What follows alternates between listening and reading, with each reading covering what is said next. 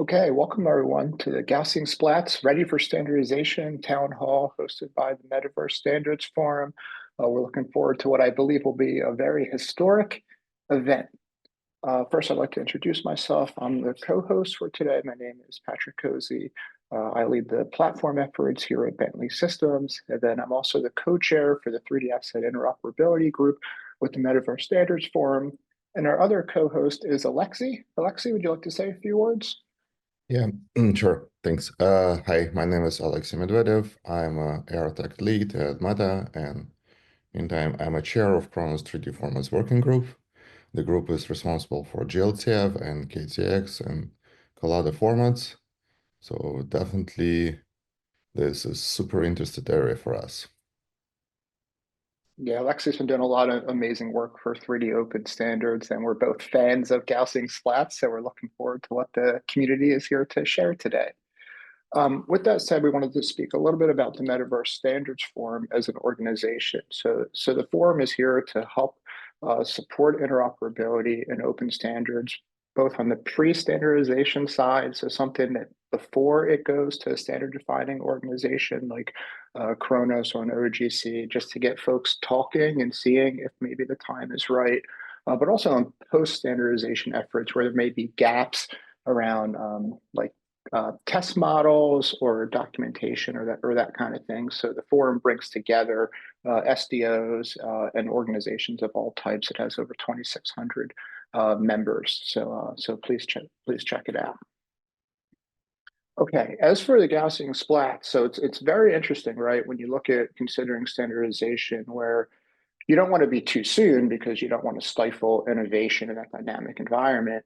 But you also don't want to be too late because the ecosystem can start to fragment. Gaussian Splats is very exciting, right? The amount of research, the amount of innovation that I think happened maybe over the last year or 18 months. And now we're starting to see a lot of products, right? In a lot of different formats. So it's an interesting question. Hey, is now the time to at least start a conversation around potential open standards? And that's for the community to decide today. We've brought together many amazing presenters to help guide that conversation.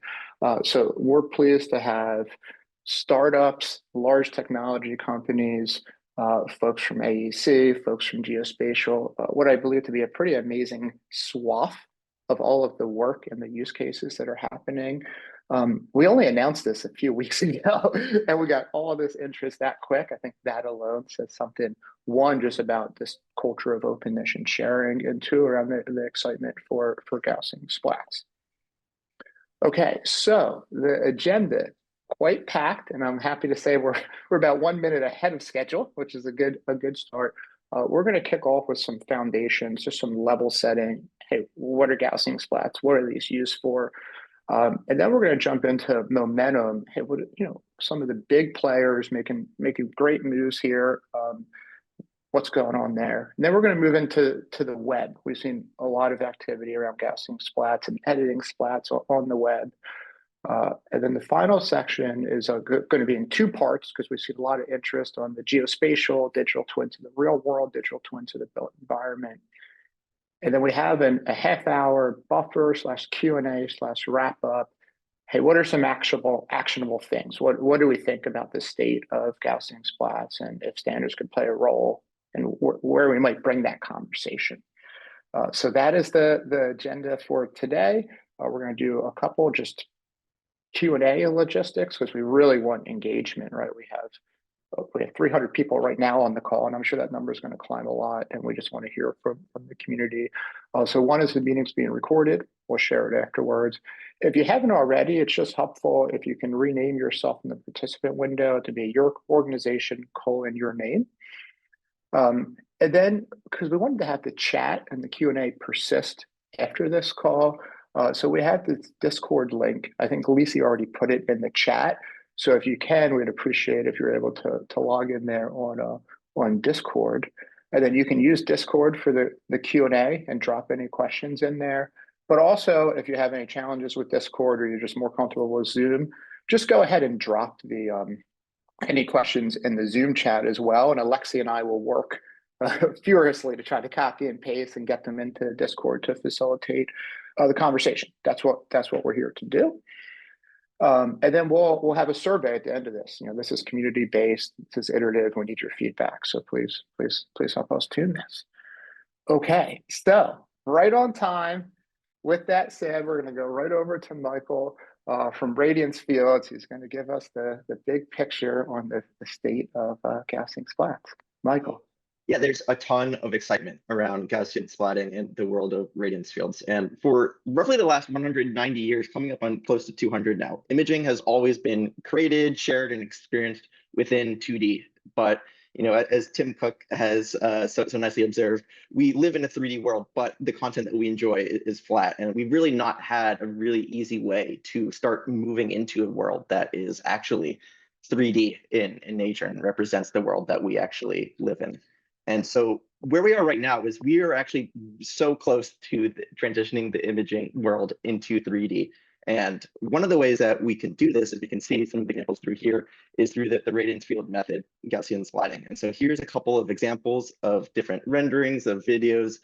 You can see in the bottom right, here's an animation as well that someone created. But you can see that the fidelity of which you're able to achieve here is actually pretty much approaching lifelike and true to reality. And so let's actually take a look at what 3D Gaussian splatting is and how quickly it's grown. It was published roughly in about late April in 2023 from INRIA and GraphDeco by two co-first authors, Bernard Kerbel and George Kopanis. And what's really crazy about them is they're able to reconstruct these things that are known as view-dependent effects. So as we, as humans, move our heads around, we expect light and reflections to move a certain way. And Radiance field methods such as Gaussian splatting does this. And so just within a couple of months, it won Best Paper at SIGGRAPH 2023. And since then, there's been just immense advancements and across all different aspects of it. And that ranges from the reconstruction time, the fidelity capabilities, the compression capabilities is approaching 100x already. The tooling has really started to emerge as well, which we're going to hear from some really amazing speakers who have been building out this tooling, as well as also taking a look at some of the VRAM requirements too that are just rapidly dropping to the point where we'll hear from Niantic and Scanaverse later, who are actually able to train these splats within a mobile phone. And there's also people who have now allowed Gaussian splatting to train natively in just a web browser. All of these have just continued to exponentially increase in power. But as we zoom out, actually, let's see. Okay, so when we take a look at the rise of radiance fields, the two most popular radiance field representations right now are both NeRF's neural radiance fields and Gaussian splatting. The words radiance fields kind of are a bit synonymous with NeRF because it's in the actual name. But for Gaussian splatting as well, as we just saw, that the full name is 3D Gaussian splatting for real-time radiance field rendering.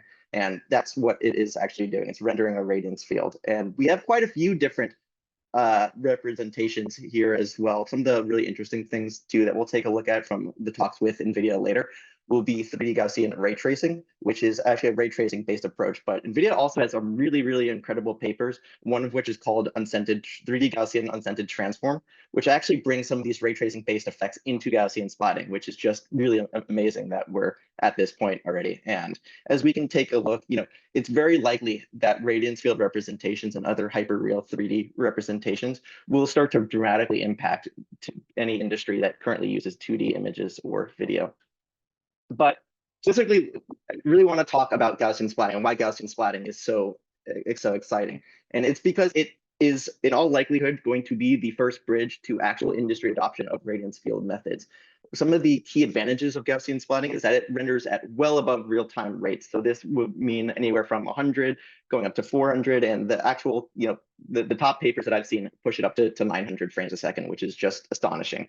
Another thing that's really incredible about Gaussian splatting and radiance field representations is that you're able to capture it with any single camera. This means there is zero barrier to entry. If you have a device that's capable of creating a still image, you can actually reconstruct a radiance field or create Gaussian splatting. And this also means that you can revisit a majority of your existing photogrammetry data sets so that you are able to reprocess things without necessarily needing to modify things or go through a different funnel. This is something that you can experiment with currently.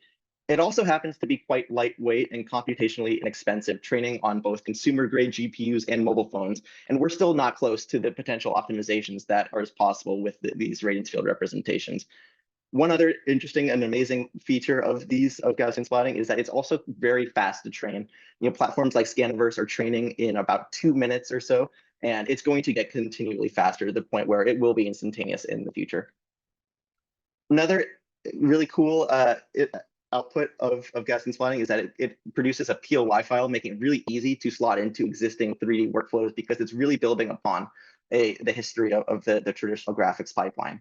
And it's compatible with really amazing libraries such as 3JS, Babylon.js, and WebGPU. And there's also a tremendous amount of growing research interest. It was the 19th most cited paper of 2023, I think just 2 behind Google's Gemini, and it really speaks to the level of interest to this, and it's just continued to skyrocket in interest. And we could see just there as well, Jensen in his most recent keynote address at CES brought visitors into NVIDIA's headquarters through Gaussian splatting. It also happens to be compatible with a lot of really industry standard applications, and this ranges from reality capture, Unreal Engine, Unity, Cinema 4D, Blender, After Effects, Octane, Nuke, DaVinci Resolve, Substance 3D, Edisoft, Metashape, Maya, Houdini, and Chaos V-Ray. And so there's really already a lot of industry adoption and these pipelines that are emerging to bring it into your actual everyday workflow. One other really cool thing is that they can also be dynamic. I've only really looked at static ones, but we're actually able to push all of these representations into lifelike dynamic content too. And so you can see here, these are 2 captures, one of myself, both captured by Infinite Realities out in Ipswich, London. And it's just generally shocking the fidelity that you're able to get. And this is just going to get tremendously stronger and stronger over time. One specific use case of how it's been being used right now is actually through the Weather Channel, is using it to power Flood FX, which is a flood simulation pipeline. If you can see here, this is how they're able to really be able to bring local news stories closer and really translate the impact of stories. And I know that we're going to hear from the New York Times in just a little bit too, to a bit more on this, but it's just generally amazing how you're able to actually translate these local news stories out and really be able to bring people closer to the story. And the Weather Channel was actually just recognized for their work with Flood FX by winning a Emmy for Outstanding Technical Excellence, which was the first time that a Radiance field representation has won an Emmy. So just summarizing, Radiance fields are very accessible, they're efficient, and they're cost-effective, making them really ideal for widespread adoption. You don't need any proprietary camera system to create them, and you can revisit all of your photogrammetry data sets to unlock new value. It also will train on consumer-grade GPUs and mobile devices with rapid training times that will continue to get faster and faster. And over the next couple of years, I expect that we will see more and more industries continue to transition to lifelike 3D through Radiance field representations, and that these foundations are currently being set right now. With all of this right now, there's a ton of information that's coming out. And so that's why I started radiancefields.com, to be able to centralize and aggregate all of these news and be able to track, because things are moving very, very fast. And for businesses that are looking to experiment with or implement these, I've also am offering consulting services as well. And this is the general place where all engineering talent is currently coming to look at new stories and information. So thank you so much for my talk, and I'll pass it on to Aras. Michael, thank you so much. Love the enthusiasm, getting a lot of positive love and comments there in chat. And thank you for being 1 minute ahead of schedule as well. For folks for Q&A, please go on Discord to start adding questions for Michael. And at the end of this section, we have 2 more speakers. We'll also be trying to read out the questions to do some of that Q&A. And then, as Michael said, we're going to go over to Aras, a longtime contributor to the 3D graphics community. Aras? Okay, so Michael's presentation was full of excitement, so I'm gonna tone down the excitement by some classical Eastern European the vibes. Okay, so now the one thing to note is that I don't represent any particular company here. I just happened to make a 3D Gaussian splatting viewer for Unity and experimented with Gaussian splat compression over a year ago. That said, I haven't really been following all the amazing progress since then. So it is entirely possible that what I talk about is already superseded or obsolete and so on and so forth. That said, my presentation is going to be about what I think are the things to think about when we start to discuss whether Gaussian splatting should be standardized at this point or not. And of course, since this whole event is titled 3D Gaussian Splatting Ready for Standardization, and it ends with a question mark, that obviously means the answer is no, because that's the answer to any headline that ends with a question mark. On a more serious note, there is a de facto standard that is used in all the papers and all the research and some of the products by Gaussian splatting, and that is the original standard that was in the original Gaussian splatting paper. Of course, it has many downsides. It's not explicitly defined, and it has issues, especially with file size, because it's very, very verbose and not really practical for deployment. On the other hand, it really took off in a sense of everyone supports it. So that speaks to a power of something that's really trivial to implement and something that doesn't get in your way.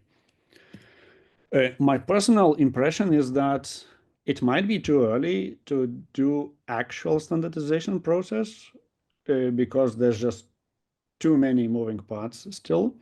On the other hand, at least talking about standards is probably the right time because standards, as everything, take time to develop and to discuss and to agree of all the relevant parties and so on and so forth. My opinion why it might be too early is that, yeah, like if you look at for example, radiantfields.com or another Mr. Nerf's database of Gaussian splatting papers, it's like close to 500 papers at this point over just over a year, right? Which is crazy. And it feels like almost every day there's a new paper coming out improving something about Gaussian splatting. Either that would be data compression or fidelity or training time or animation capabilities and so on and so forth. We also have a bunch of other large open questions in terms of when we want to standardize Gaussian splatting, like, do we even know that Gaussian splatting primitive is the thing we want to standardize on? Like, I don't know that answer to that question, and it seems like the primary idea of Gaussian splatting paper that started all this, like, you could say, revolution, was that they found a way to apply modern machine learning techniques like gradient descent optimization to the problem of how to recreate real input, be that photos or videos, with a massive point cloud with a bunch of attributes, right?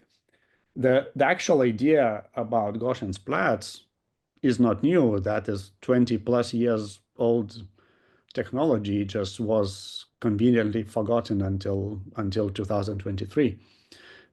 But it is a very valid question whether this ellipsoid-shaped blob primitive is a thing we want. And for example, NVIDIA's ray tracing Gaussians research is actually using a 3D ellipsoid as a primitive and not a 2D blob. So yeah, these are all the things to think about when trying to come up with a standard. 2 minutes. Okay, yeah.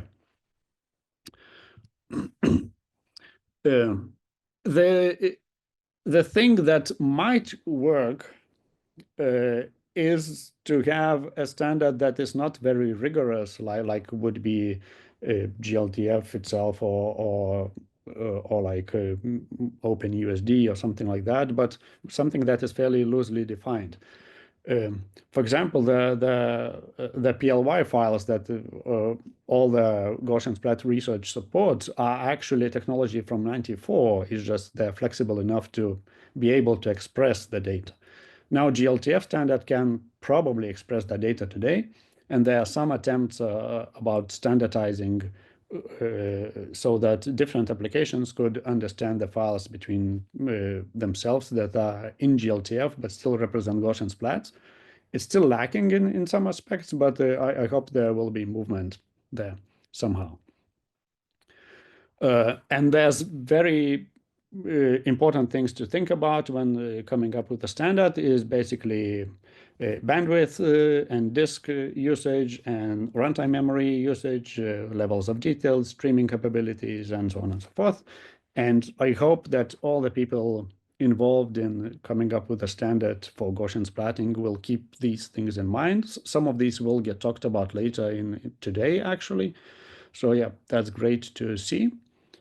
And I think that's it from me. So yeah, good luck coming up with a standard. And Aras, thank you. Look, very pragmatic perspective. We're here to get the perspectives across the industry there. So great questions. Looking forward to the Q&A, which will be up after our next talk. And our next talk is from the New York Times. We're always on the cutting edge with using 3D for journalism. And we're going to hear from AJ and Nick. Over to you both. Hi, everyone. Nick is going to drive the presentation here. We're actually in two different locations at the moment. I'm AJ Chavar. I'm a creative strategist and production technologist at the New York Times. Nick is a senior software engineer. I'll give us a little background on what we do in R&D, even though we've got an abbreviated time here. We are not futurists for the New York Times. We're not looking 5-10 years in the future. We're looking basically at the intersection of emerging technology, trends in journalism, and what the New York Times is interested in. And that is what first led our interest in Gaussian splatting. So Nick, if we can hop to the next one. So we decided this last year to do a full in-depth exploration into splatting. And we were interested in sort of two ends of the horseshoe. What could we do with the sort of least lift? What can we do with technology available to any of our reporters, whether or not they have any background in photojournalism, photography, or video? And then what could we do if we're throwing everything at the wall to try and make the highest quality splat possible? And we learned a lot of things along the way, but we tested everything from mobile phones, GoPros, really high-end expensive camera rigs, multiple cameras rigged up in sync, and a variety of stabilized and non-stabilized captures. And what we learned or what we were interested in on the next slide, photorealism, obviously, speed. We've published a lot of photogrammetry in the past, but it can take a week plus sometimes to render a really complicated photogrammetry model. And when we're working and thinking on a breaking news timeline, we want to know what we can do the same day, or sometimes even the same hour. Speed and ease of capture, which Michael touched on already, and just the fact that we're publishing more and more spatial journalism. We really see spatial journalism and 3D visuals as somewhere that news has a lot of room to grow, and that they're unlocking new types of stories that we can tell in 3 dimensions that aren't fully conveyed in 2 dimensions. But we have some concerns with splatting as well. There is a lack of a ground truth. And what I mean by that is splatting by its nature takes all of your JPEGs or your RAWs and converts them to these Gaussian points in space, right? So what you're seeing as a 3D representation is no longer tied to the ground truth of an image or a raw image that we would have sort of as a verified piece of data that our reporter collected. As well as the reliability of doing these in the field. And then how do we signal that we're using this 3D technology to our audience? And how do we let them know what a Gaussian splat is and what they're seeing without taking them out of the experience of navigating it and using it? So let's head over to the next one. This is part of the testing that we did. This is the exact same data set. On the left is rendered as a photogrammetry model. You can see the obvious rendering issues there. And on the right, we have our Gaussian splat model. So this illustrates sort of why we are keenly interested in this. There were so many things in photogrammetry that just would not come over to Gaussian splatting. And we're able to produce this model, again, a lot faster and with less intensive effort than the photogrammetry. Nick, advance me one more time. So again, we found everything that I'm talking about. We can do this a lot faster. We can do it with sparse data sets. We actually went into our archives and tried not only rendering splats from pre-existing photogrammetry data sets, but using clips from documentaries that the Times had produced, video clips from reporters on scene at breaking news events, things that were not filmed or photographed with the intention of doing any 3D representation with them to see how well the splatting model could handle it. And we were really surprised and pretty impressed with what could happen with that. We also did some experimentation, and Nick will talk more about the sparse data sets and stylization, but we, wanting to signal to our users, right, that you are looking at a representation of something and not the real thing, often we will use ambient occluded models based on our photogrammetry. So a black and white, untextured model, essentially, right? So we decided to attempt those same things by just stylizing our JPEGs at the source before throwing them into a splatting model. And we also attempted some splatting, some stylization after the splat was created. One of the things that we learned, and one of the things I'm really happy about, is specific lenses and camera settings yield better final results. Wide angle lenses, high depth of field, similar to photogrammetry, do really well. This means that a GoPro or an iPhone using the 0.5 lens is actually a really amazing tool for splatting. Scaniverse, one of the many apps that we tried, and I know we've got Niantic on the call and they'll be talking later, we found to be incredibly impressive. And Scaniverse was an app that we found not only rendered things quickly, but tended to render things at their real life size. One of the things that we really want to make sure we are transparent with viewers is not only that you are seeing a representation, but that that representation is as accurate as we can make it. About 2 minutes. Thanks. So you know what? I will wrap that up and move it to Nick, and I can address more things in our questions if we get any Q&A. Cool. Great, folks. I'm going to talk a little bit about how we build 3D stories at the Times. In collaboration with the newsroom's graphics desk, we created an in-house tool called Threebird for authoring interactive 3D articles.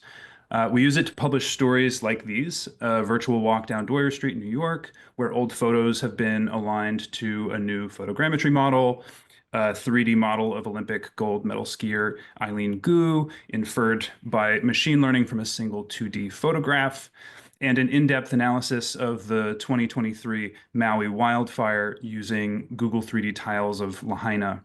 And looking towards the future, we're experimenting with Threebird support for XR, NeRFs, and now, of course, Gaussian Splats.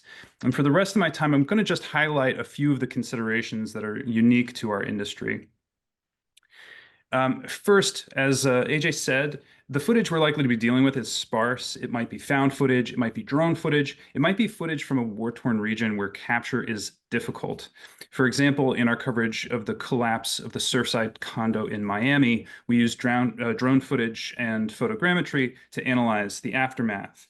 Splats present an obvious new option in this coverage, and so we're testing them with similar workflows as in this reconstruction of Aconcagua from drone footage. Very often, if we've captured or reconstructed a place, we want to present it in the wider context of its location on a map. So Threebird supports the Cesium 3D tiles standard, and as the dev community has demonstrated, Splats can play nicely with 3D maps. So we're experimenting with this as well. Using two technologies in tandem might also give us more confidence in that fidelity to the ground truth that AJ was talking about. And as he mentioned, This ground truth is critical to our work. So if we're ever using content that wasn't directly captured, we use styles as signals to our readers that what we're looking at is an illustration and not reality.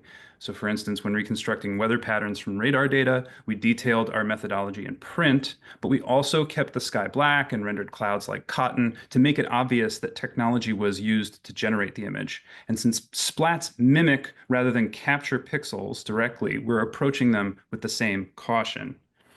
And finally, just a word about the kinds of questions that we're using experimentation to answer. How can we best animate and interact with splats? Say I've captured a kitchen, how do I open the refrigerator?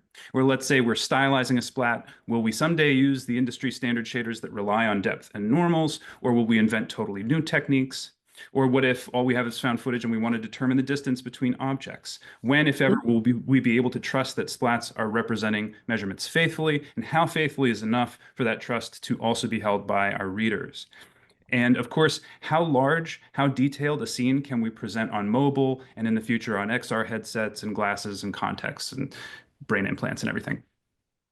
So we hope that this brief glimpse into our work with Gaussian Splats has been helpful for the considerations of their future and to think about those questions of standardization today. We look forward to the discussion. Thank you so much for having us. Thanks all. Great. Thank you, Nick. Thank you, AJ. Clearly a lot of depth there, no pun intended.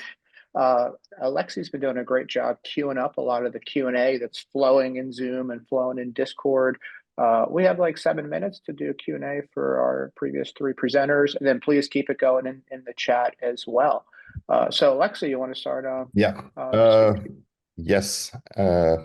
Thanks for the presentations. Nick, actually the first question was that was for Michael, but Nathan G asked, how can finalized Radiance field assets align and can be used with game engine physics and in easy and streamlined way? So it's kind of sort of connected. So how are we going to present the animated data? Anyone? Michael, that was addressed to you, but I think like any presenters can probably answer the questions. Yeah, I mean, I think that it will be, sorry, would you mind repeating it one more time? Yeah, how we can use the Radiance fields in general with any physics animation data. Got it. So right now, at least on like the physics side, NVIDIA does have the Calvin library, which does have support for Gaussian splatting, which will allow you to bring a lot of like physics-based work into it. I know that there's also quite a bit of work being done within Unreal Engine to develop out some of these features and functionalities. And there's also a really great repository called GSOPs for Houdini that's being built out that's really making things a bit easier to work with in that engine. And I'd probably defer to Aras on any of the things within Unity if that might apply. Okay, great. So the next question is to Aras. Regarding implied file size, what are perspectives on compressed file formats like Niantic SPZ? It's okay. I mean, Niantic SPZ is basically data quantization plus data interleaving plus zip the whole thing in the end.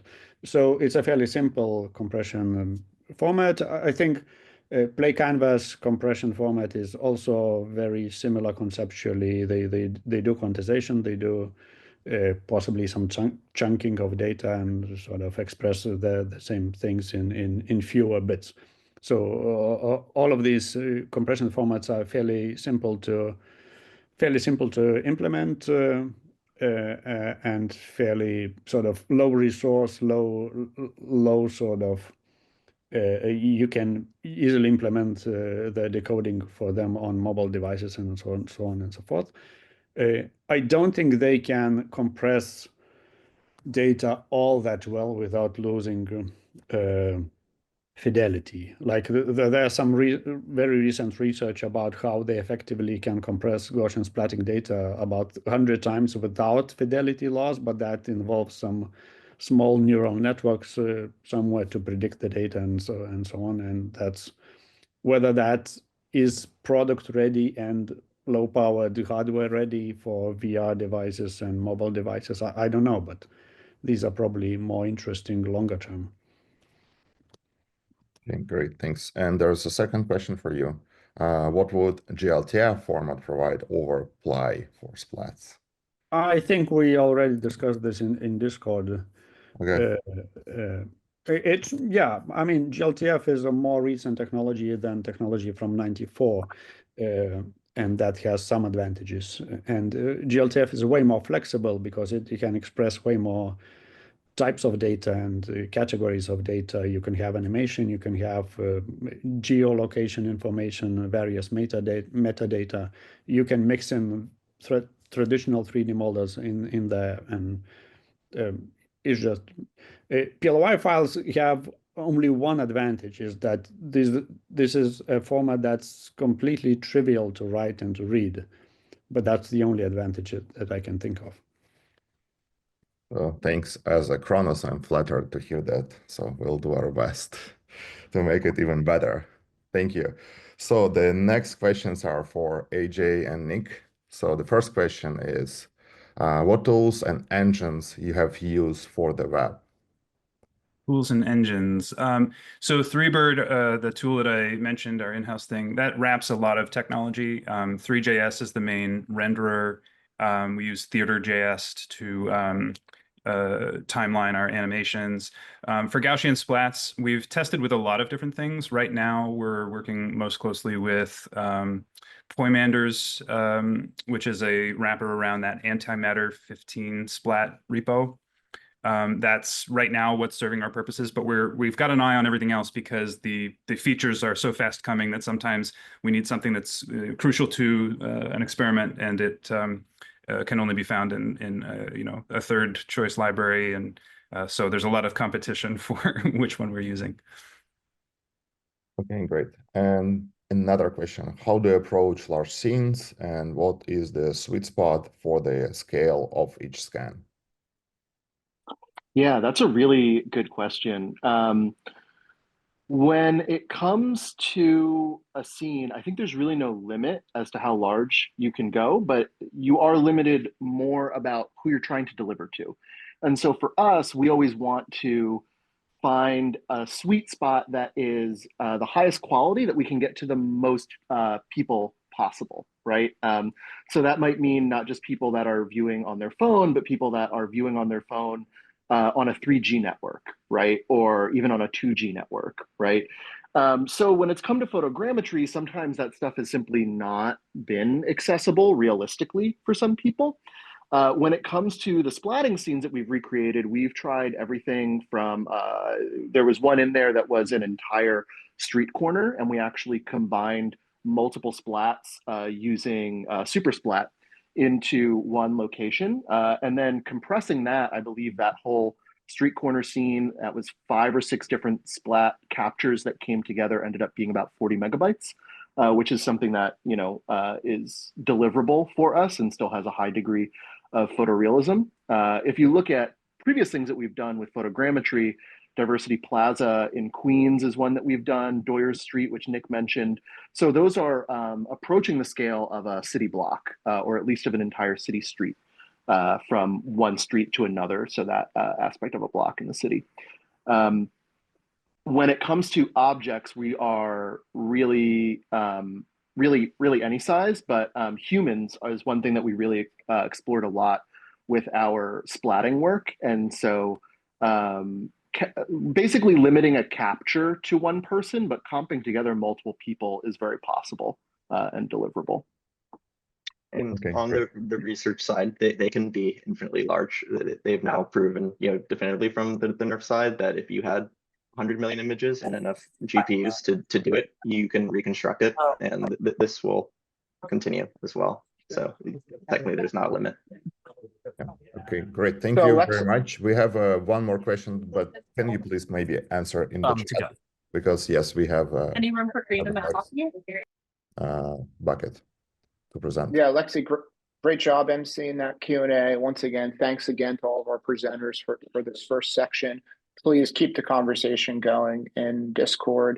And then we're going to move on to our next section. We're going to hear from Niantic, Meta, and NVIDIA Everyone, I think, at this point has seen the great work from Niantic with the SPZ open source format from Scannerverse. So Nicolas is going to kick things off. Over to you. Hi, my name is Nicolas Butko. I'm a senior engineering director here at Niantic. And Niantic is a company that's really dedicated to getting people out and interacting with their local communities through technology. And we believe that as things like headsets come online, in order to facilitate that interaction, we're going to need a new kind of map in order to be more aware of all of the spaces around you. And one of the tools that we recently have been really investing in order to help jumpstart this map is Niantic Scannerverse. Niantic Scannerverse is free, and it is, as has been mentioned several times so far, a really great way to capture splats on your phone, to do on-device splat processing in really only a few minutes. And we recently launched the capability to post the things that people capture to the map, to a global map of more than 1.5 million splats that's growing every day. You can take and post as many as you like. You can see everybody's splats. There's a lot of beautiful things out there in the world. And you can also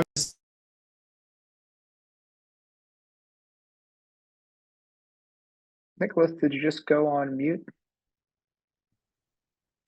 Sorry, I don't know what happened there. You're good. So we believe that splats are the new mesh. I believe that there's a shift happening in computer graphics between sort of a more traditional pipeline of shape and shading to a new kind of paradigm based around color and light.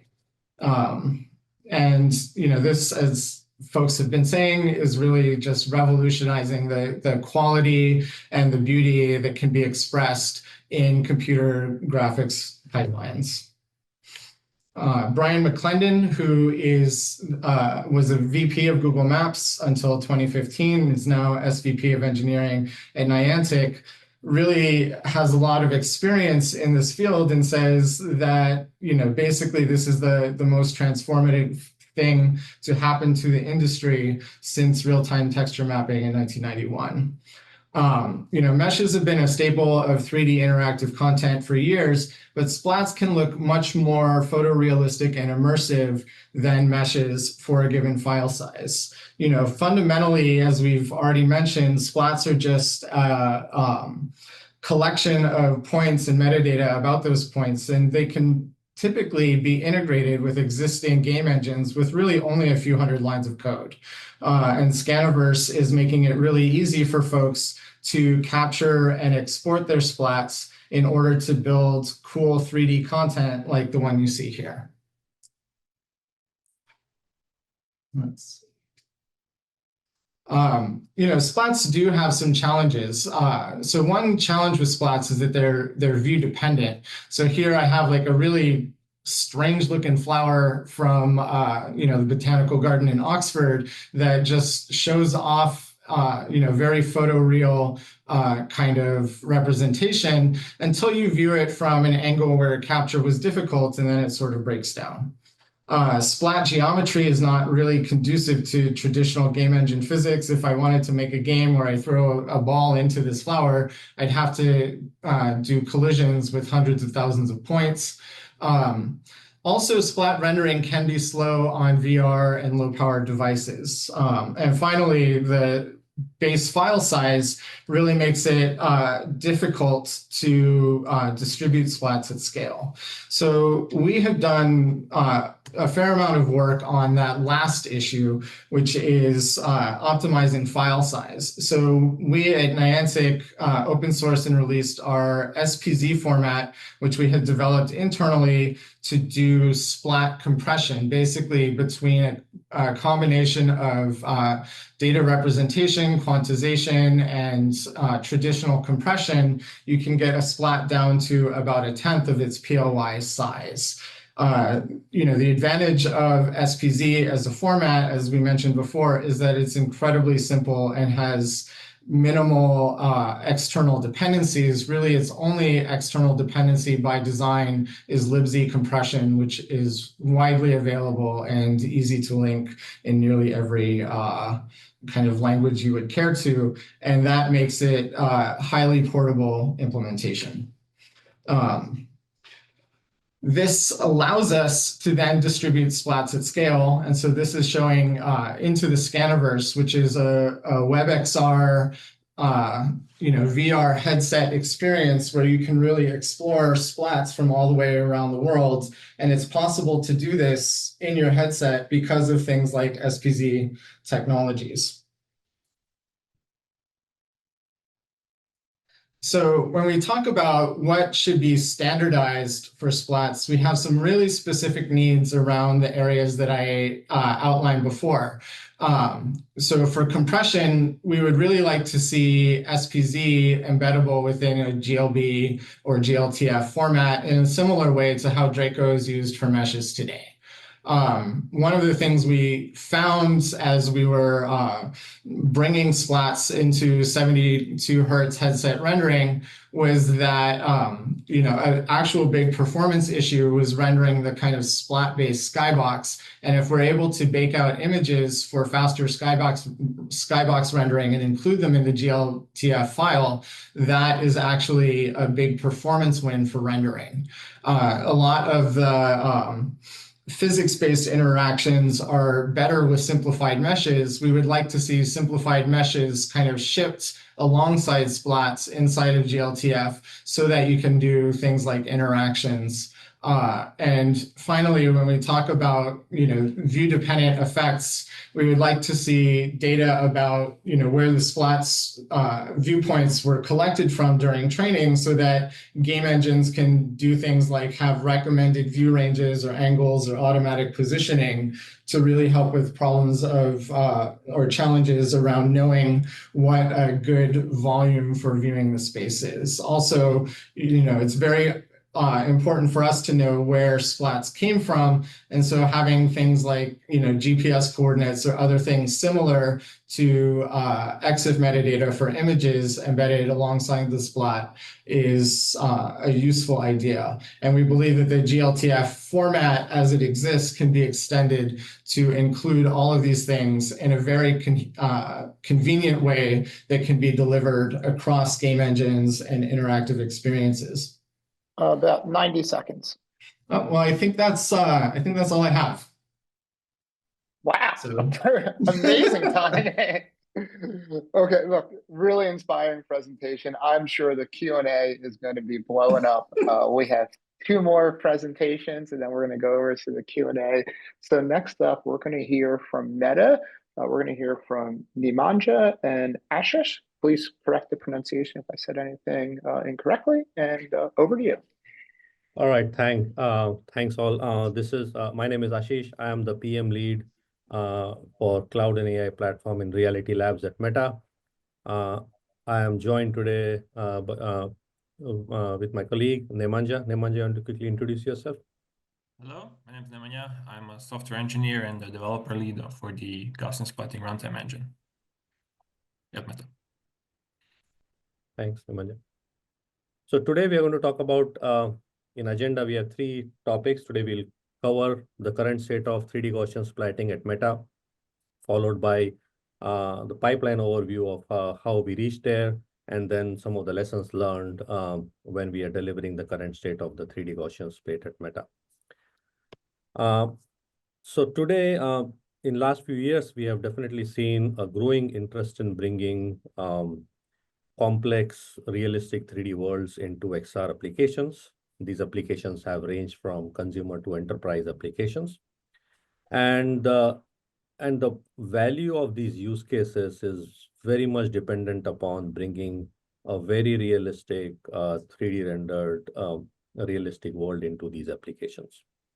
We have seen 3D Gaussian Splat as one of the formats which is able to bring this complex 3D realistic worlds. With that in mind, in September, we launched an app called Hyperscape. If you are a Quest user, you can go to the Quest store and actually download that app, and there are 6 scenes which are rendered through Meta's Edge Cloud and streaming these complex scans. We are also working on rendering these some of the use cases using devices. And the goal of these various ways to represent this is to really understand in depth what are some of the applications and use cases what is the value that a consumer or enterprise application can get out of it, so that we can better inform the next set of contents that can be rendered on XR headset. To provide more details into this and to go deeper into the timelines, I will hand it over to Nemanja. Nemanja, take it away. Thanks, Ashish. All right, so while we're still on this slide, I guess you can maybe replay the animations. But basically, yeah, we have this unified Gaussian splitting runtime engine in Meta that we're kind of using for multiple different use cases and also multiple platforms. So in that sense, we're able to kind of scale from something that can run on a desktop-grade cloud GPU all the way down to something that's like on mobile. And of course, in between the two, you have to adjust the amount of splats you have, the quality, etc. The idea is to basically, we had three main design goals behind this project. We wanted to have maximum performance depending on what hardware you're running on. So that means adjusting a couple of things, changing shaders, changing code, changing even the data is needed as needed. Then we also wanted to hit several different representations that we have during runtime. We wanted to have support for animated splats. We wanted to have support for static, compressed splats, because all of these are kind of useful in different situations. And you've seen an example of this typical static environments in Hyperscape. And of course, here you have the example of like dozens of avatars running on Quest, of course, at a lower splat count than what you would expect, like from the original paper that we published back in December. And we're able to actually run them on device as well. And of course, what we also wanted to hit as a goal was to make sure we integrate across many different rendering systems. So in-house tooling, as well as maybe Unity or other kinds of engines that you can imagine. We can interface with our engine, with a runtime, and then you can make use of it and render some splats. Okay, I guess next slide we can go to. Yeah, so on this particular slide, I wanted to give a brief overview of like, these are the typical steps you probably went through as well when you implemented Gaussian splitting, but I wanted to give special attention to like animation, projection, sorting, and rasterization, because these steps, at least in our pipeline, are heavily influenced by the data that you have. So if data is static, animations basically no up, so you can probably ignore that part. Otherwise, you can maybe stream Gaussians via some keyframe animation, or you can skin them in case of characters and stuff like that.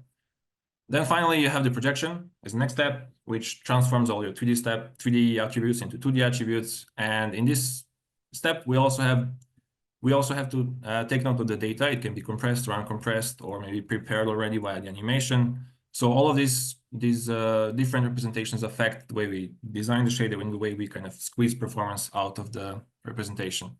Then we have the sort.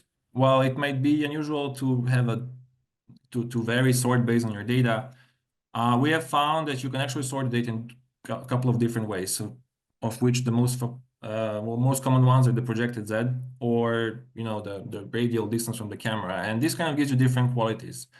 We found the second one to be better. So in the future representation, you might want to take into account how the data was actually created.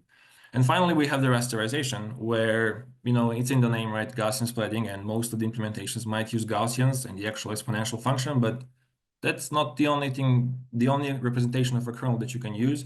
So we have experimented with a couple of different ones, depending on the use cases and depending on what kind of object we're trying to reconstruct. You might do better with like linear kernels or quadratic or anything else in between. Yes, next slide. And yes, as we 2 minutes. Okay, as we take into account all these different representations and use cases that we have at Meta, we wanted to give a couple of like considerations for the file format. So basically, an ideal file format should have enough metadata to actually describe how you trained the model. Because if we gave you Hyperscape files right now, you would not be able to display them in any viewer. You'll get something close, but it will be looking pretty ugly. That means, for example, you have to change the kernel type or describe exactly what the kernel type is, like what are these parameters, sorting criteria, how you sorted the data, if it's LDR or HDR, in circular harmonics or otherwise.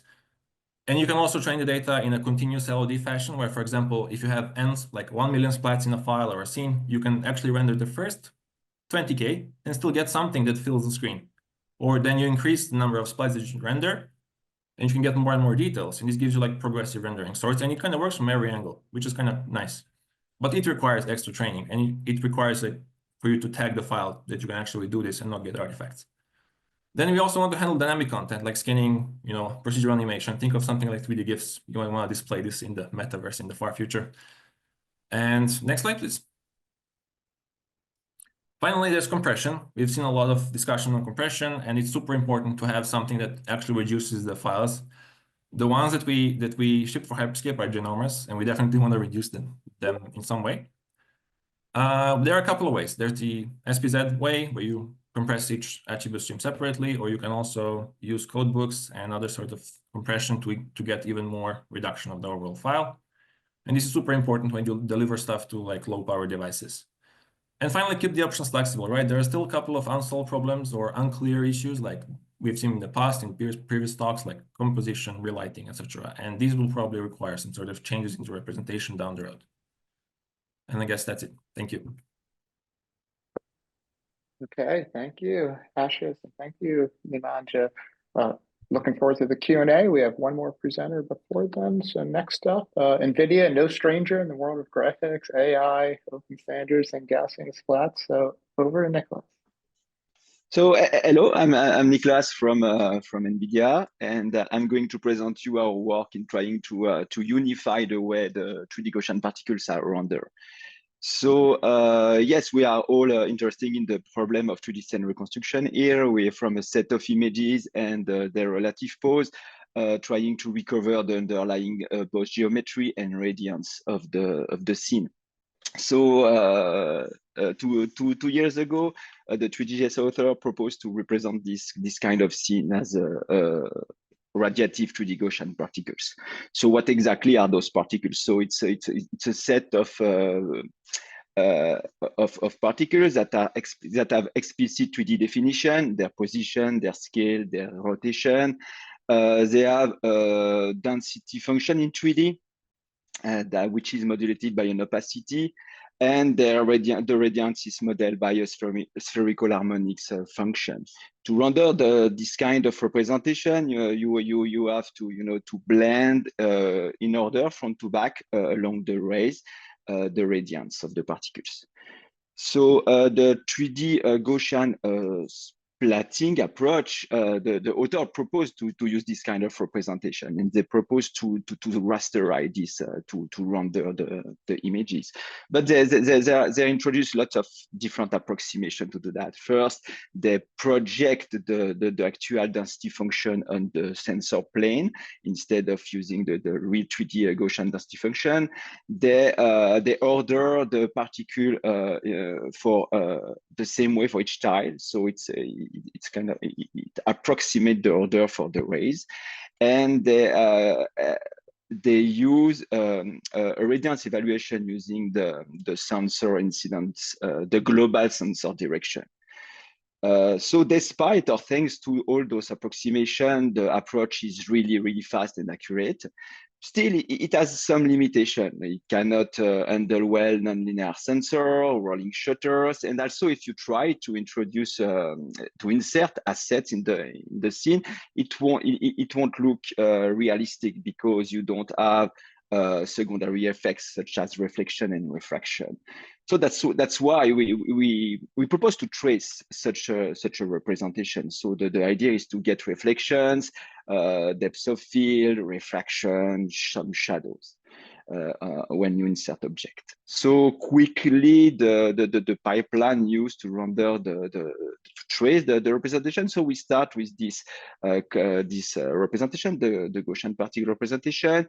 We define some primitives around each particles, which permit us to construct an acceleration structure. The acceleration structure, is used to get the heat, the particles for each rays, and we can efficiently, with some lots of gritty data, you can efficiently get those hits in order and we can iterate this process to get the final image, until the transmittance vanish. This pipeline is differentiable, so you can backpropagate the gradient into it.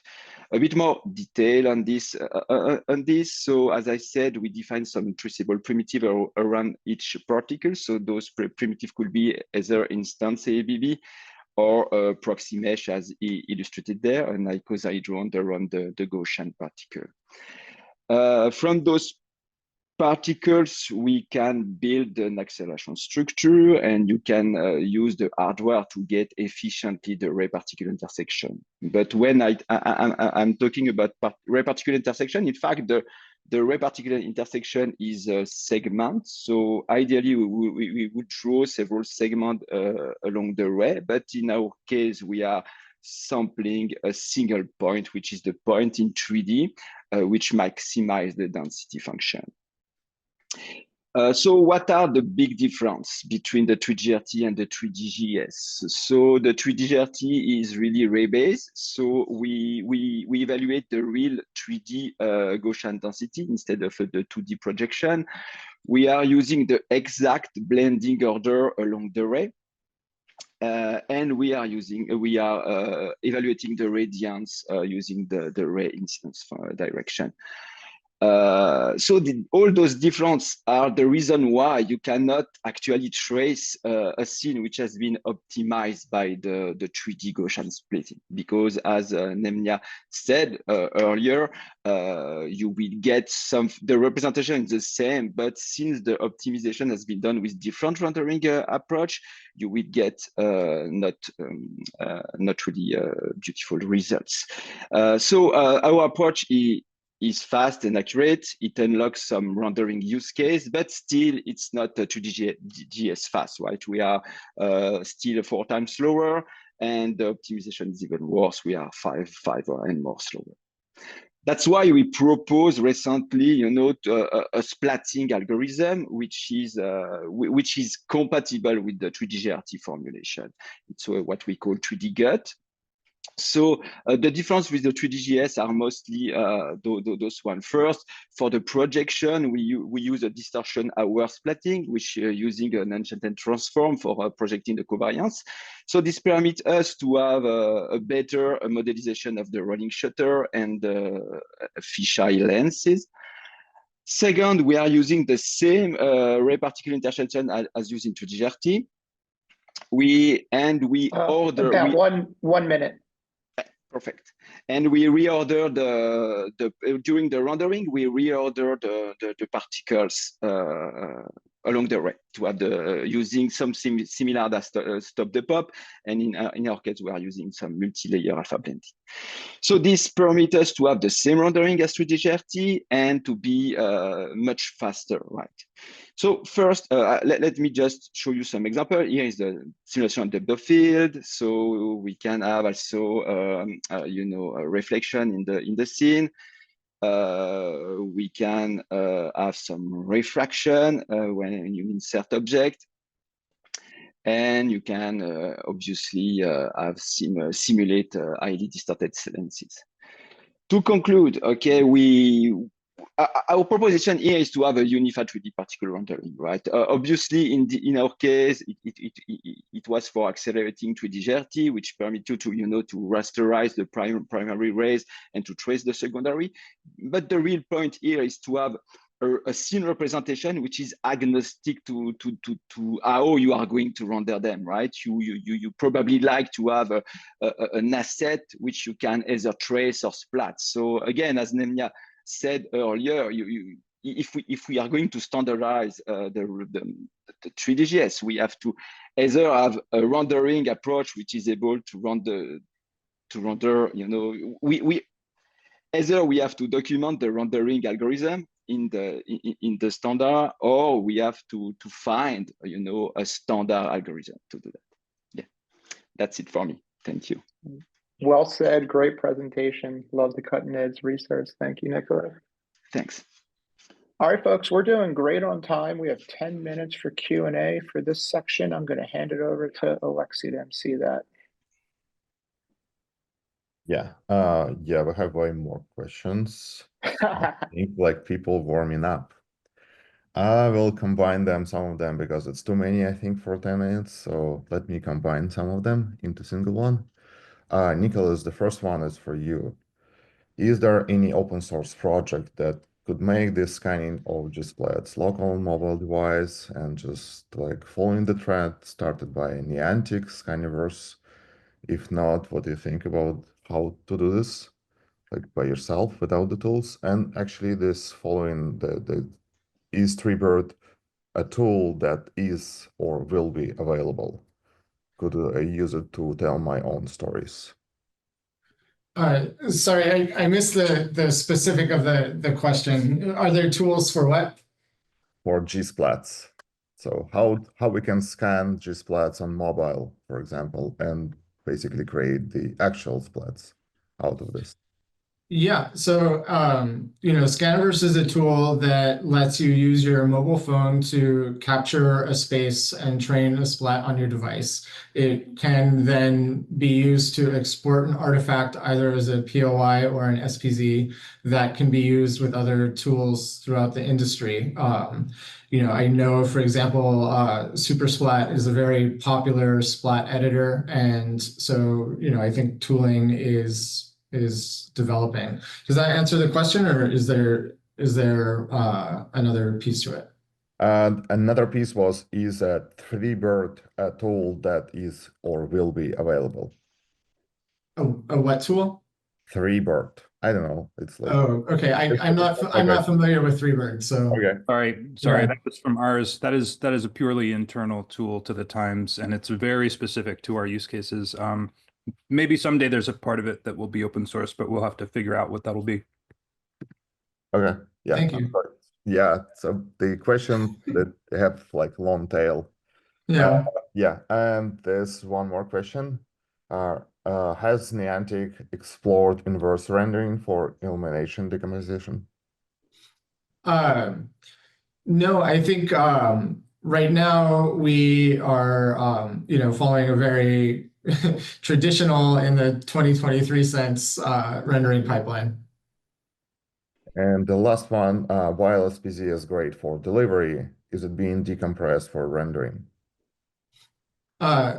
So currently the SPZ library will basically make the splats available to you in a very traditional format. I think that it's an interesting question of whether you can render the compressed format directly. Certainly you can, but we're not doing that today. The splats that we are using tend to fit within the memory constraints of devices, uncompressed, and we're really focused on storage and delivery. And so that hasn't been, the immediate need, but certainly you can write a shader that unpacks it directly after you decompress it. Great, thanks. So next question to Meta and Nemanja. Is there any sorting optimization you can use between two VR views? Yes, of course. You can sort only once, assuming that you have your data laid out in the right way. But if you assume that both projections are like aligned in terms of projection planes, then you can only sort according to the 1Z component, and that's fine. Works fine for both eyes. Okay. There is not specific person, but hyperscale scans are quite clean. So can you quantify the effort required for this quality? Well, the main thing is that most of those scans generated from thousands of images, which may be an order of magnitude more than typical reconstructions. But other than that, of course, there's the very, very nice internal training pipeline for this. So next question, why did Meta opt to name it Hyperscape and not just Gaussian Splat? Yeah, I'll give this one to Ashish. yeah. Hyperscape is name of the app, and then there in the details we do talk about Gaussian Splat, but this is just purely a name of the app that it's trademark safe, and think of it as a tech showcase where we'll continue to innovate and bring next generation capabilities of 3D Gaussian splat. So yeah. Ashish, I think this is next for you as well. What is the state of Waldek avatars at Meta, and will there be any public JS tools released soon? Yeah, so I think we are continuously innovating, as I said, on 3 dimensions. One is democratizing the way for the users of XR devices from Meta to actually bring their own 3D scans. Second is interactivity or co-presence use cases where avatars and more dynamic and engageable 3D splats we will be bringing. So these are the things that are currently on the roadmap. Stay tuned. I do not have the exact timelines, but on those 2 dimensions, we'll continue to bring more exciting stuff in the Hyperscape app. Great. Yeah. Just maybe to add to the last part, I am personally not opposed to open sourcing our Gaussian splatting engine. It's just someone needs to go and work on that and package it up so it actually works with CMake and external build systems rather than just internal Meta stuff. Noted. Okay. And so that's probably the last one. We have way more, but I think we'll do this in the final Q&A session. What techniques you use to go around mobile GPU architecture limitations, tiled renderer, maybe memory bandwidth limitations, and especially very closely overdraw on Quest? So we hinted at a couple of things. I guess you don't have to always use Gaussians. That's fairly expensive in hardware. Then there's this continuous LOD paper that was released as well, that where you can kind of downscale the number of Gaussians that you have in the scene, so you can control that number via any other number, whether that's some performance limit or just a hard number. It's up to your system. Then there's other big topics like foveation. I mean, these are typical ways to do, and then there's a couple of smaller internal things that improve the performance of the pipeline here and there. And of course, there's culling. I didn't mention it in the specific algorithm, but I assume that everyone is doing culling to remove splats that are not in the view. Great, thanks. Nicolas, you have a question. When will 3D GRT and G3D GUT be available? Soon, very soon. I cannot give you a date, but yes, we decided that it will be open source and it should be soon. So I think, yeah, we have pretty much rest generic. How are you doing, Patrick? How many time do we have left? We have time for 1 or 2 more questions. If there's something quick posted on Discord. If not, we'll keep moving. No, we have a bunch of questions. I just well, that's a technical one. Again, feel free anyone to answer this. How to deal with the fighting of multiple G-splats at the same scene, for example, and especially I think it's probably to Aras, well, Unity and Unreal when using a particle system with transparent materials again. So we have some engineers, probably someone can answer this.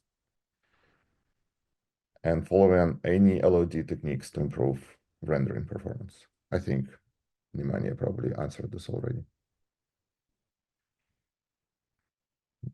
No one wants to take this, okay. And so the next one again. So it's a bunch of technical questions. I'm not sure if we need to spend time here on this.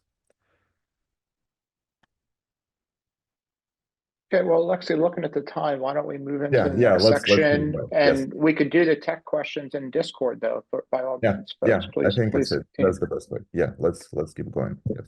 All right, well, one more round of applause for our previous presenters and for Alexei MC in the Q&A, which is no easy job. Okay, so next up, we have 4 presenters covering the web. Look, it's pretty exciting. There's WebGL, there's WebGPU, and we've seen a lot of work being done with Gaussian Splats, bring that onto the web. First up, we're going to hear from Will, and I've been in the 3D on the web space a long time now. I'll tell you, Will is as legit as they come, and he's been posting a lot of amazing stuff on social. So over to you, Will. Thank you very much, Patrick. Okay, yeah, let's get going. Okay, yeah, I'm Will Eastcott. I'm the co-founder of PlayCanvas, now a division of Snap Inc. I'm going to be talking today about PlayCanvas, Super Splats, and my views on standardization. Okay, so I started working with Gaussian Splats when I did my first scan at the end of 2023, sort of autumn time. And we integrated Gaussian Splat sort of PLY loading and rendering into the PlayCanvas engine runtime. Pretty soon we realized that we actually needed to extend our editor platform to allow you to build more complex Gaussian Splat-based apps. So now you can upload PLY files, create Gaussian Splat-based assets, and then deploy them into a scene to build your interactive apps. The editor itself it can do all kinds of cool other things as well. So for example, you can apply custom shaders to your Gaussian Splats.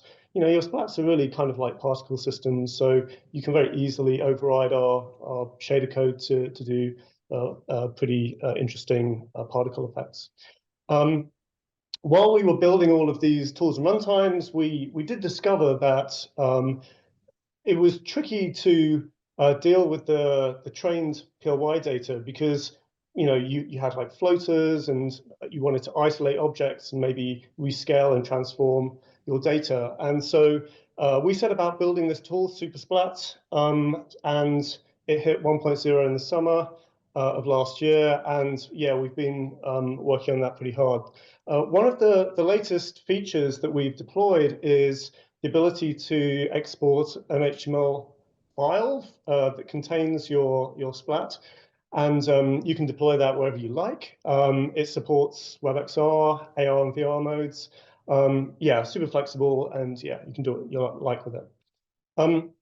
Another feature of SuperSplat that we added is a optimized compressed PLY export option. This is a perfect time to give a shout out to Aras because he did some amazing work that led to this format. We used, similar techniques to do with quantization to build this format where you start off with like a splat, a Gaussian that takes up 236 bytes, and then we compress it down to about 16.3 bytes without spherical harmonics. Adding spherical harmonics adds an additional 45 bytes.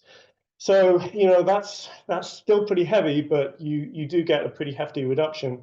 So you can see an example here. The original scene that I showed you is 70 megabytes.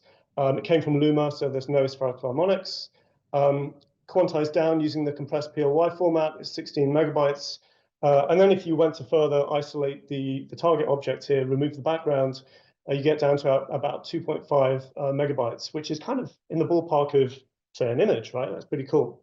So you might think that I'd be standing before you today advocating that you take SuperSplat's open source compressed PLY format, and we should just, I don't know, like standardize on that across the industry and inject it into GLB and what have you.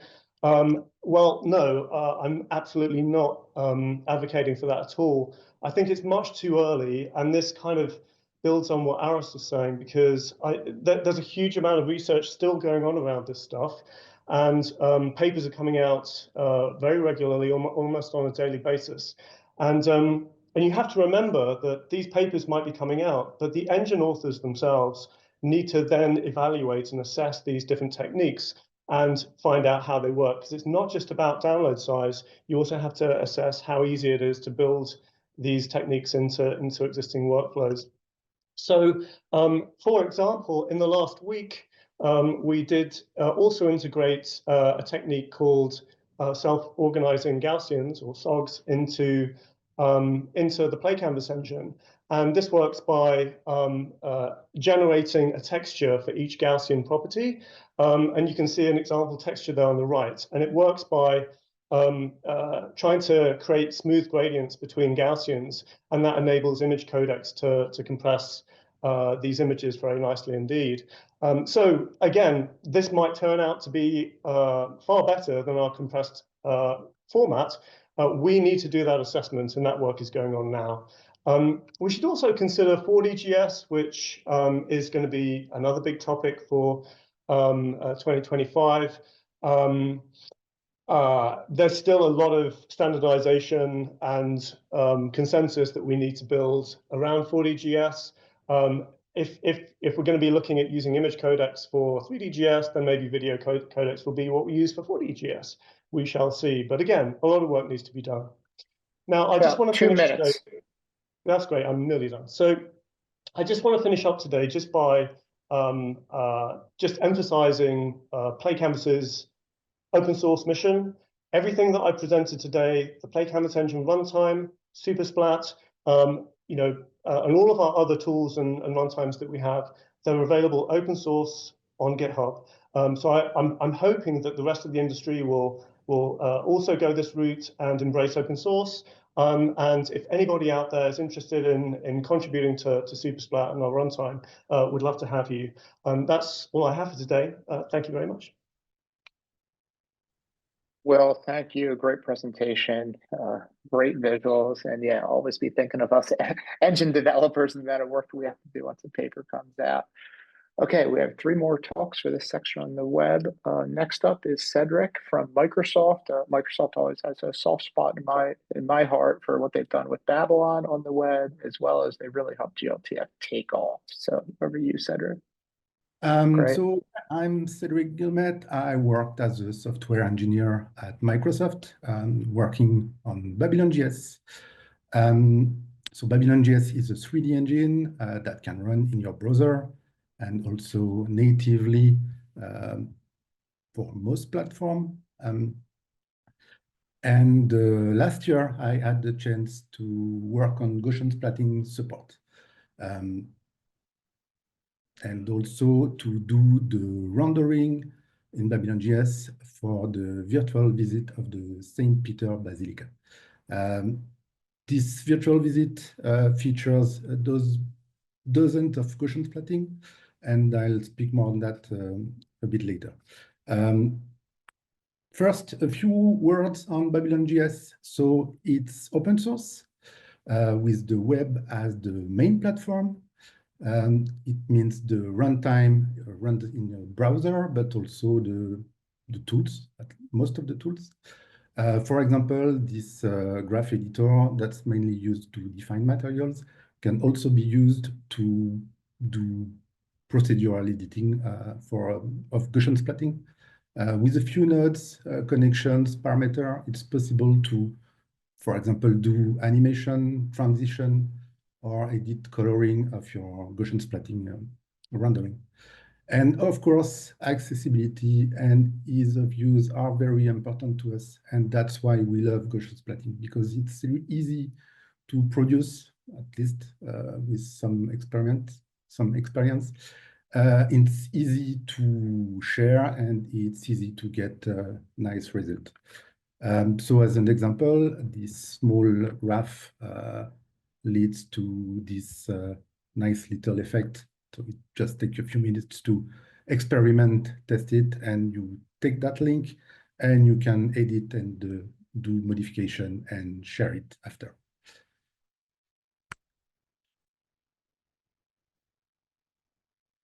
So as I said earlier, I had the chance to work on the rendering part of this of the St. Peter's Basilica replica. You can get more background story about this project on the last slide. It covers a lot. I won't speak about how the Vatican and the St. Peter Basilica was captured, how the pictures were taken. There are many links on the last slide for that. I'll only speak about how the last part of the pipeline that is getting Gaussian splatting and getting it rendering with Babylon.js. So you have a link so you can experiment it just after this talk and this town hall. So the website is using Babylon.js for rendering with the Gaussian splatting for main focus. But also we have a lot of triangular geometry for some transition for the background, some shader, some post-processing. So the Gaussian splatting were an important part, but there are many things you can mix with Gaussian splatting, and that's why they are so useful. And that's where that was done with Babylon.js. So our first pipeline was using compressed PLY. It worked great. The footprint for the web was okay. But then there was the SPZ format, and we quickly adopted it, mostly because of spherical harmonics support. And each scene is between 2 to 5 million individual splats. So we needed some compression on top of that. So this is a small scene, a scene from the you can find on the website. So we couldn't get such quality without Gaussian splatting. It's just great to see that moving, and you can move the camera as the camera pass as the camera follows the path. So it's great. Gaussian splatting. We love Gaussian splatting. Can get a little there with some transition. Right.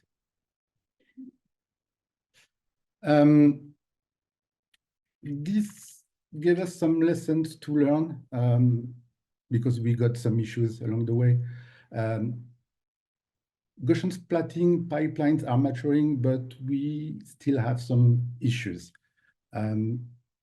Like, for example, the coordinate system. We don't have metadata along the Gaussian splatting to explicitly say how it should be rendered. We don't have undeadness or information on the color range. And that's an issue when you have a long pipeline with multiple transformations along the way. And when you want to be sure you have the best quality, at the end, you need to some metadata to check that it's correct, that the rendering is correct. Same for the color quality. We used SPZ with quantization for the colors, for the spherical harmonics. Basically, we could change a little bit the SPZ format so we could set more bits for the SH. I don't know if that would be better or not. I guess the compression would be worse, but that's something we don't have. We don't have reference on on how it should be rendered and what's the quality expected when you try different quantization or compression.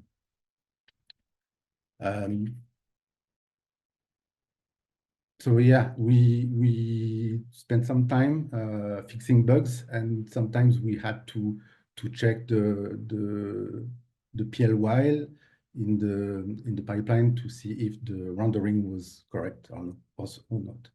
Yeah, SuperSplat was an invaluable tool for that. That said, yeah, the Gaussian splatting is really a great piece of technology, and with just a few things, it would make life easier when sharing PLY and having some production pipelines and using different tools along the way to add, change, or quantize things, do the compression, or test that, and across different devices and different engines. So I guess standard is not yet something we can expect soon, but at least some references and some metadata would be a great tool for us. This side, some articles and videos on the process of making the Gaussian splatting. It's really interesting, and the amount of effort put into that website is crazy. Yep, that's it for me. Great, thank you, Cedric. Great presentation, and yeah, what a marquee use case that put Gaussian splats on the world stage. Okay, so next up, we're going to hear from a startup in the 3D on the web space. We're going to go over to Thomas from Arrival.Space. So I'm Thomas Richter-Trummer. I'm CTO of Arrival.Space. We're based in Austria, so it's quite late already, but really happy to be on this call and talk about practical experiences we made with Gaussian splatting. So a little bit about Arrival.Space and how it relates to Gaussian splatting. So Arrival.Space itself is an immersive multi-user social platform where you can just upload and view, share next level content. So next level content, what is that? So I think Gaussian splatting is the perfect example. So we released the first G-splat support already at AWE 2023. So it was in October. So we had our own splat renderer, and then we quickly jumped over to the awesome, fantastic PlayCanvas engine and used the Gaussian splatting render from Eastcott. Great support from him every time, from his team. So, but we also contributed something because we have all the problems that we discussed already multiple times. It's about what about compression? What about fitting splats on mobile devices, even really large scenes? What about LOD streaming? What about collision generation without prior knowledge of any training data, and how to bring that everything on desktop, mobile, and VR? And we have some key learnings we made, and I think everything starts with compression. And we heard a lot of stories about SPZ compressed PLY that already also supports spherical harmonics, but the compression ratio is still limited, like 10 times. Essentially, it reduces the precision, as we know, and it's visually lossless. But what if you can get some loss, if this is acceptable? What can we do here? And we created something like covariance-based splat merging, which is basically a LOD algorithm that tries to merge details but preserve the large structures. It's a lossy compression for sure, but it's very fast. And first, it's also very small on the GPU memory. So it actually reduces the amount of splats without destroying the scene. And as you see on the right side, the flowers scanned by Simirian, great artist, from 5.6 megabytes is already quantized as much as possible, but then we can go to 150 kilobyte and even lower. You might ask, why do we go that low? And the answer here is a level of detail and distance-based culling of chunks. So that's we integrated this G-splat streaming a while ago, and it's pretty simple, straightforward. So we divide the scene into multiple chunks. We generate different LODs, levers based on the quantifest and covariance-based methods.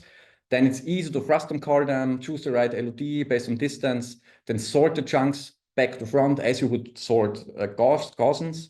Then, but since the Gaussian is so compact represented in each chunk, you can do a very low bit bucket sorting on each chunk, and you don't need to do it every frame. You don't only need to do it if the camera really changes a lot. And the result is not just reduced data transfer, but also low device memory consumption. And it's scalable, so that means that very large scenes can fit into the VR headset and on mobile, everything as it should, of course with some visual limitations. And but everything, if you want to create something like an immersive experience and you have your splats scanned and uploaded them, they don't make fun if there is no collision, right? So so we came up with this pretty straightforward solution, and it works surprisingly well. I can show you later. It's a standard statistical outlier removal technique on top, where we remove splats that are not tense enough, verified in the distance. Then we calculate the normals. Usually the splats that are uploaded to our platform are already has to have the right up vector, so we can use this information to guess better normals, because the normals are so important for the Poisson surface reconstruction technique that is used later on. And in addition to that, we also encode the density of this surface to also discard low density phases even at the end, and just load them as a triangle mesh. And the result is a collision mesh that doesn't need any prior training data, and it works for isolated objects and large scenes. And to make this a little bit more interactive, to fill up the last minutes, I want to show you a live demo which shows every part of these steps. And I want to start his live demo now. So we created this space as people from Arrival.Space can. So here's the collision cave, where I can discuss a little bit of details of the collision. So I switch on the collision mesh here. And typical problems with collision mesh generation of Gaussian splatting is you have holes where even the best watertight method says, no, there's no collision. What is there? And so you need to have fallbacks here. So you still should be able to walk on that.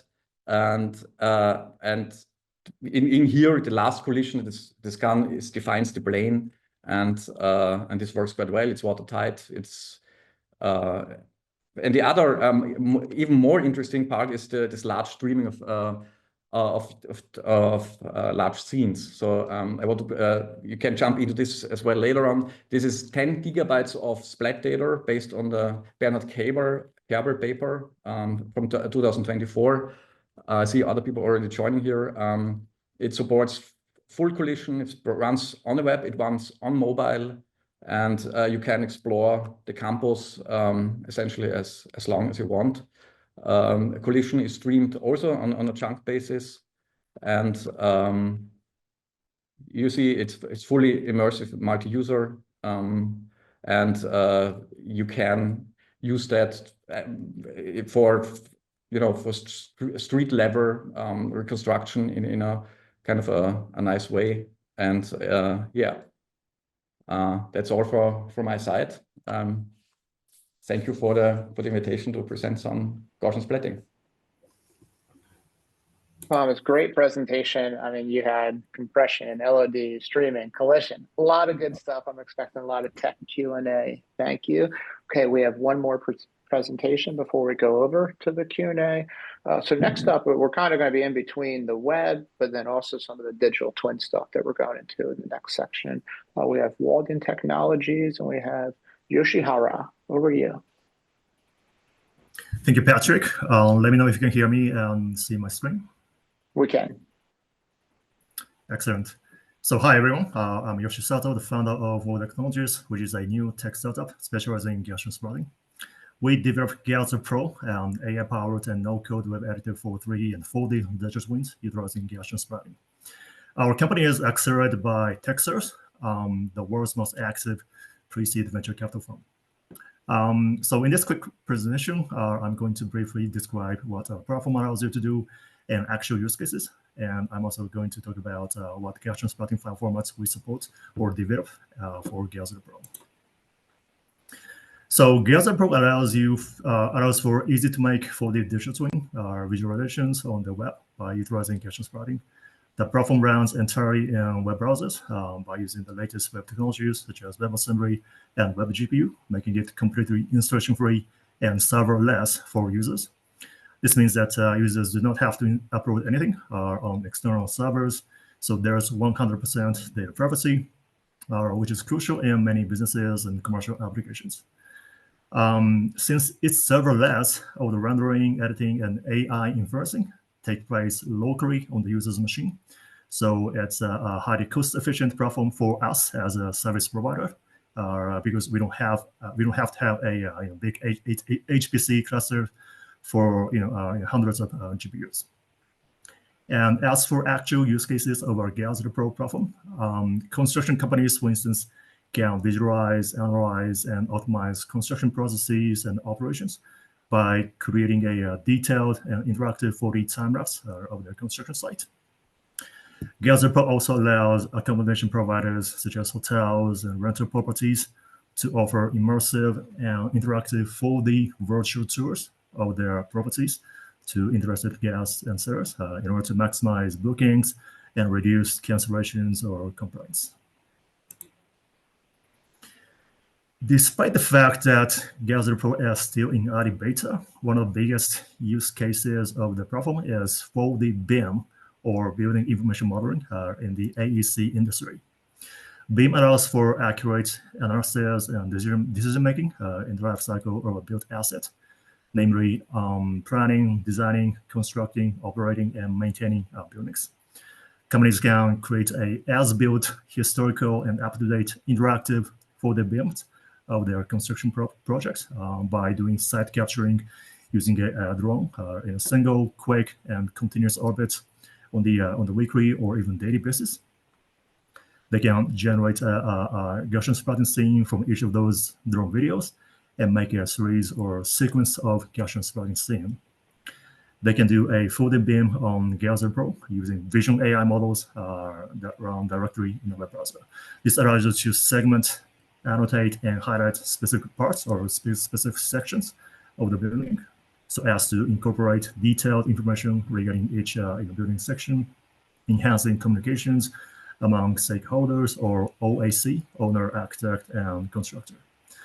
This also helps companies mitigate the risk of costly rework because it lets you document all the progresses in detail and detect any errors or deviations from the planning. So on our Gaussian Pro, we support both open and proprietary file formats for Gaussian splatting. As for open formats, we support the PWI file formats and the Splat format. And even though the PWI format has been the de facto standard for Gaussian splatting, the caveat is that there are many variations within the format itself. So for instance, PWI files exported by Scaniverse lack number vectors or number vector entries like NX, NY, and Z. And number vectors are not used in Gaussian splatting by default, but they are necessary for relighting and reshadowing Gaussian splatting scenes. Also, PWI files generated by XGrid, who is the manufacturer of the Lixo handheld LiDAR scanners for Gaussian splatting, have additional parameters as comment entries containing axis aligned bounding blocks of the scene or the scale or the offsets or etc.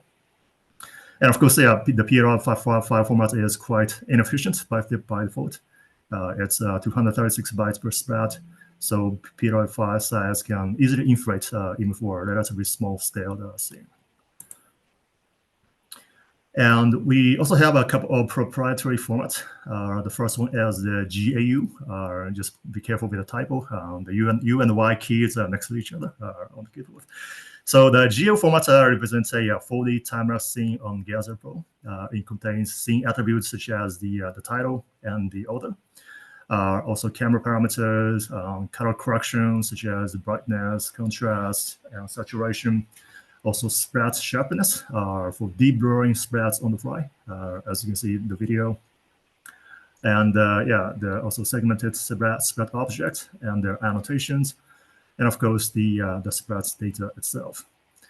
We also created the GSO format, which stands for Gaussian Splatting Object, representing the individually segmented splats that can be imported and exported across different scenes. About 2 minutes. Okay. Currently, we are doing research on a file format for Gaussian splatting with additional degrees of spherical harmonics, or SH, for maximum video fidelity. By default, SH makes for the time-lapse scene too large in size, but the SPZ format, which was developed by Niantic, seems to be great for representing splats due to its high compression rate. And not only that, its C++ implementation is open source, so it can be compiled into a WebAssembly or WASM module for platform agnostic deployments, such as for web apps utilizing WebGL or WebGPU. So you don't need to rewrite the C++ code in other languages. You can just use the compiled WASM module on the web or on the mobile or on the desktop. And our Gaussian Pro already runs as a WASM module, so it should be pretty straightforward for us to use the SPZ format. And yeah, so here's a diagram illustrating how WebAssembly works. You can compile a WASM module from a variety of languages such as C++, Python, Rust, and Go. WASM module is analogous to an executable, contains all the information needed to bootstrap and run a program. But WASM modules are typically evoked in a web app by JavaScript code when the user visits or opens the website. Yeah, so for a 32-bit WASM module, which is the default type, the web browser automatically allocates 4 gigabytes of memory for the module. So if you want to render splats that are larger than 4 gigabytes, you will need to use a 64-bit WASM or perhaps streaming data from a local OPFS origin private file system in the web browser. Yeah, you can also execute WAS modules outside web browsers on desktop. So yeah, to sum up, perhaps it's too early for us to reach a consensus on the standardization of Gaussian file format because the technology is progressing rapidly. In fact, there are some academic research projects that compress Gaussian splitting files by 100x or even 150x. But at least for a standard or standalone or single Gaussian splitting scene of objects, the SPZ format could be a good candidate or a starting point for pre-standardization because it's got a permissive open source license and it can be compiled into a platform agnostic WAS module that can be deployed anywhere on the web, mobile, and desktop.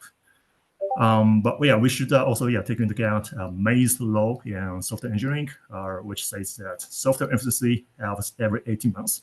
So in the context of Gaussian splitting, about 18 months ago, the original 3D Gaussian splitting paper and code came out.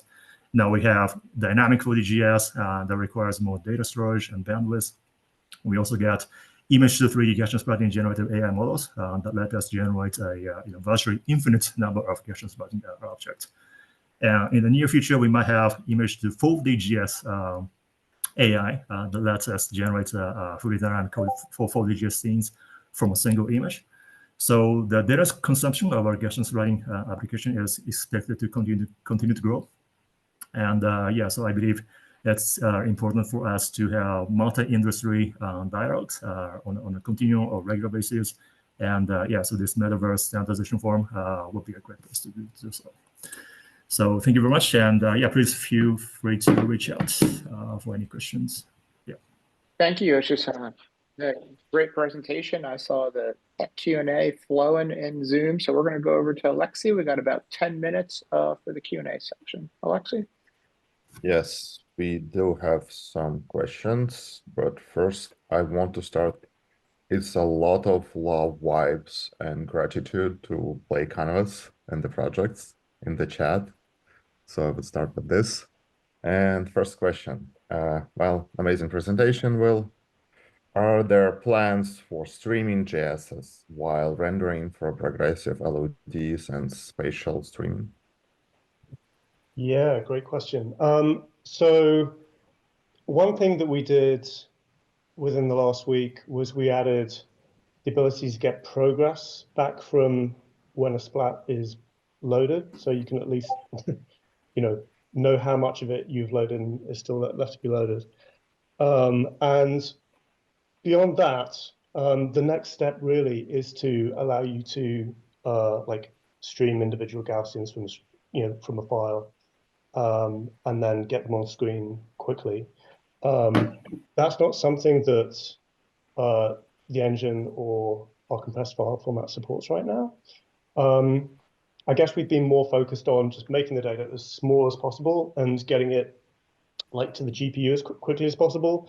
But streaming, is going to become important, and it's definitely something, as Aras said earlier, we have to consider streaming and LOD as part of the design of any standardized format. Okay, thanks. So the next question, biker example, pipeline to make a rigged skeletal mesh from such an asset seems like a no-brainer. What are perspectives on such requirements? Yeah, I mean, so if you were to scan somebody in something similar to a T-pose, you should be able to do, bind Gaussians to bones and do sort of traditional keyframes with animation. That's kind of interesting for pretty lo-fi use cases, because obviously it's not gonna pass the uncanny valley test where you can't really do that for facial features and stuff. But you could do some interesting basic animation using that technique. And we've talked about doing on the team actually as an experiment. It's one of those things we haven't got around to, and I've not really seen much in the way of interesting experiments that other people have done around that. But it'd be fun to do. Yeah, there might be some mileage you can get out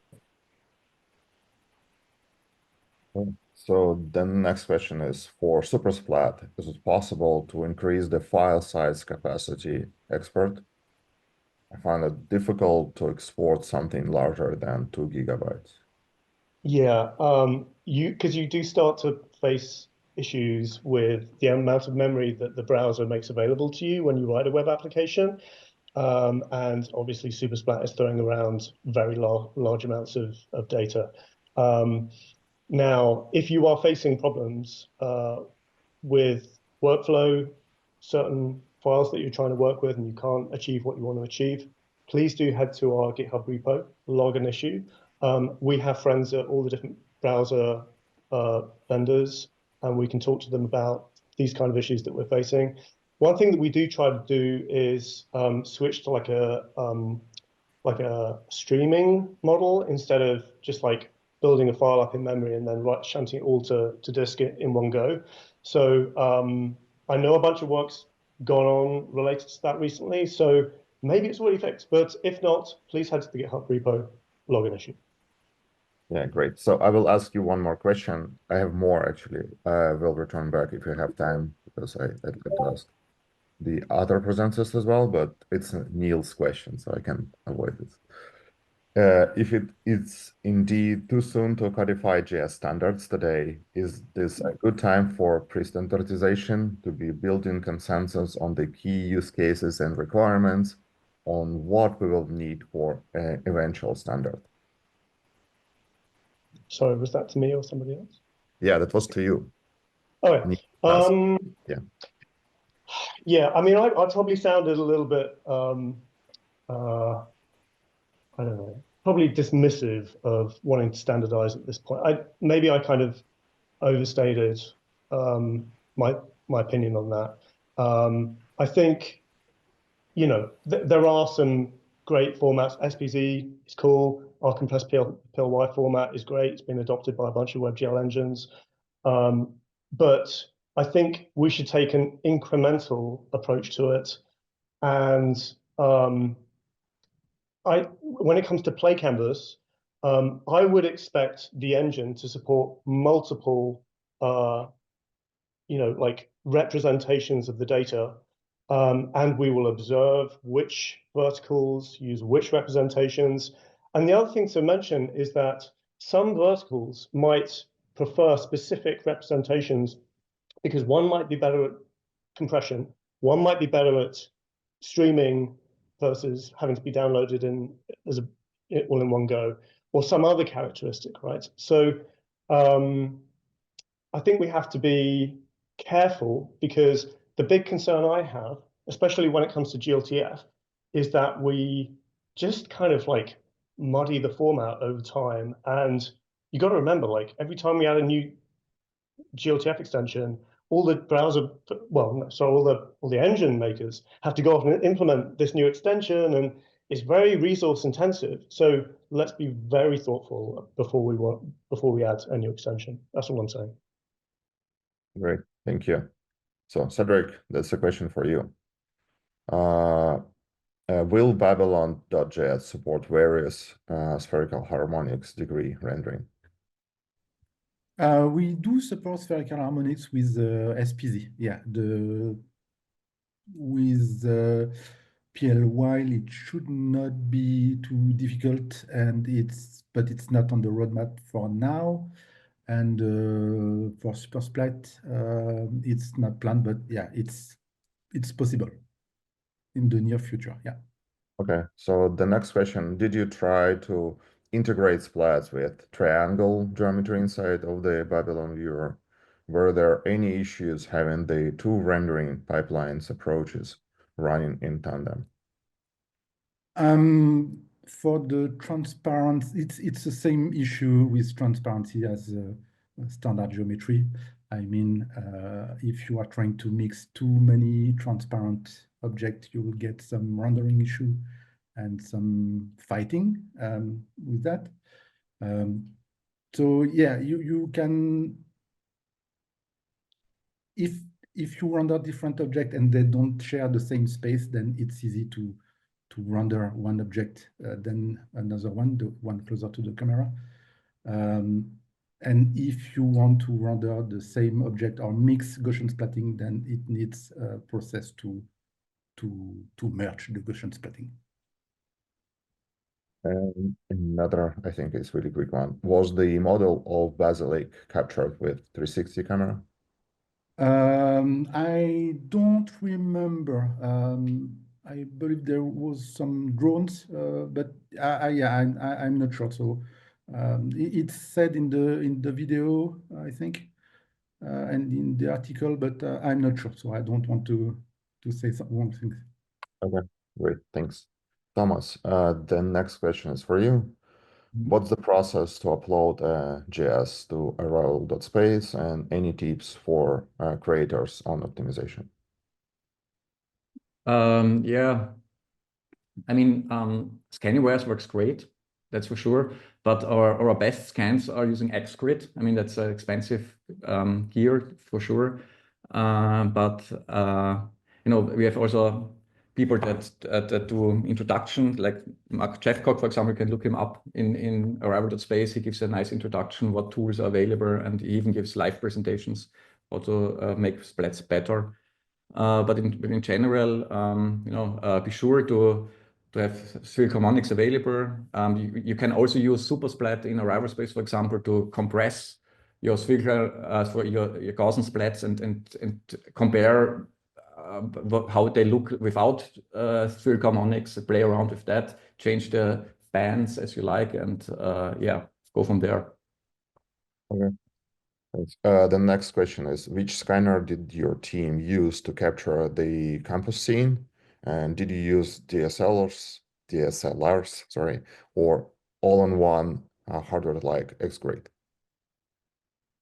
Yeah, the campus scene is not recorded by us. So back in the days, it was the largest splat we have found on the internet, essentially. And we got in touch a little bit with Bernhard Kerber, who is the author of the paper. And he basically introduced a divide and conquer techniques. I think he used 6 GoPros mounted on a bike helmet and just drove there around the campus. And then he divided the scene, similar to what we do for rendering, although it's not the same structure, but he divided the scene, I think, in 50 by 50 chunks, trained them in parallel with a proprietary training algorithm, and merged them. So I really invite everybody to read his paper on that. It's kind of interesting, but I don't think it's available for the public right now to do this. Mm-hmm. Alexis, shall we try one last question?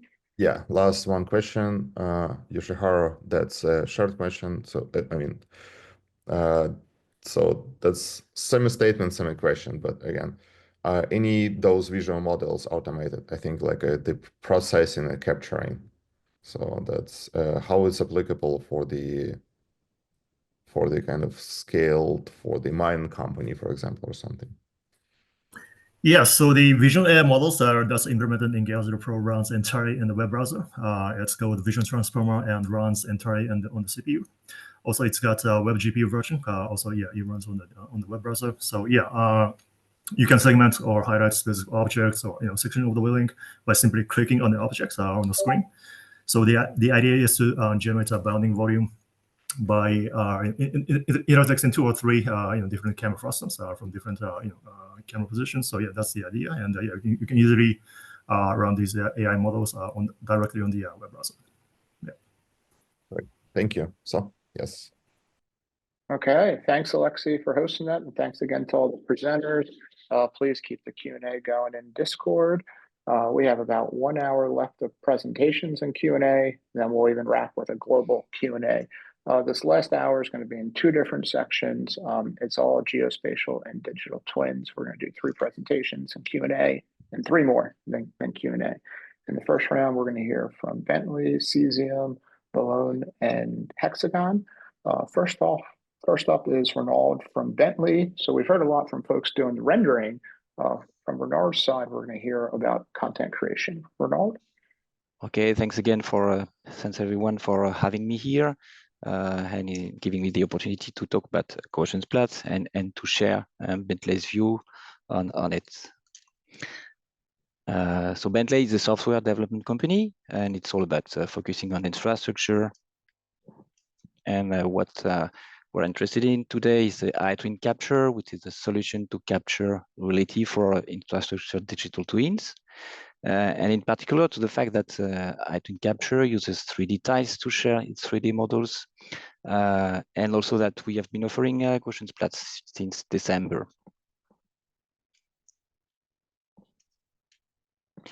For instance, iTwin Capture has been used again last year to create a huge digital twin of St. Peter's Basilica. So like Cedric, I could spend hours on explaining you how it has been acquired, especially indoor. It's really amazing how they did that, but I won't. And we did not use Gaussian Splat at that time, so it's great to learn from Cedric that we now have some very fine Gaussian Splats model of this basilica. I just added this slide as a side note because listening to Michael's very nice introduction and about the time it took to come to get the full 3D, I cannot resist to remind you that the journey of understanding how long it takes to capture 3D started a long time ago. Yeah, not just 100 years ago, but even before. And it's all about optics, of course. Well, about infrastructure and digital twins, what I can say that our vision is that they should be preferred to classical photogrammetry and meshes in at least 3 cases. First of all, when you need to acquire thin structures like cables, power lines, antennas, etc. Also, when it comes to realistic rendering, when it's key, for instance, when the goal is to get some realistic context around the project of interest of our users, and of course when speed is key, we know that.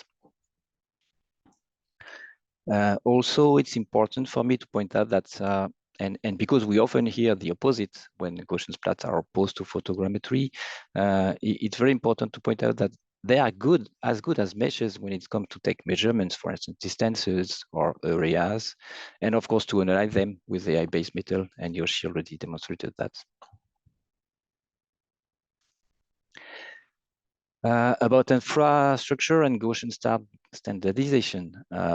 Well, first, we really need it because an infrastructural digital twin is not only collaborative, but it's a long-term project. I mean, we are still able to look at all photographs, for instance. We are still able to read the 19th century plans of Notre Dame Cathedral in Paris, which recently proved to be useful to restore it. So why shouldn't we be able to do that for Gaussian Splats, which are a part of a digital twin? Then about standardization itself, and now we're ready for it. I will leave that to experts. I mean, I'm a computer vision guy. I don't even know, and we've already discussed that. But well, I have my opinion, but I'm not an expert on are we ready or not for this standardization.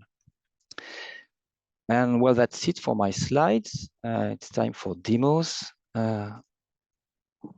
Maybe let me show you this first demo because no one here, but it was obvious for everyone, again proved and showed that Gaussian Splats are not only better, but even required for some reconstruction. I don't even know if you can understand what we have here. It is a 3D mesh of the top of a telecom tower. So if you need to deal with this kind of assets, I mean, standard photogrammetry, classical photogrammetry is not even an option. Same for instance, for this kind of reconstruction, for substations where you really need to get all the cables, power lines, etc., and all the transformers here. So that's it for just a very short demonstration of how Gaussian Splats work in iTwin Capture. And let me switch to using that and exporting that to Cesium using the GLTF extension proposed by Jason. He will be next speaker, I guess. Let me put that full screen. Can you see it again? Is it smooth enough? I hope so. So this is the same. It looks good. About 2 minutes. Oh, okay, thanks. So same exported in GLTF. There is another substation. The same when we run AI analysis on it. which is 3D segmentation in this case. About bridges, we also deal with bridges at Bentley, of course. This one will take maybe a longer time to load.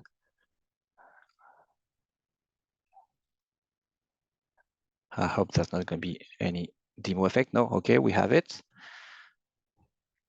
Also, maybe have time for this telecom tower.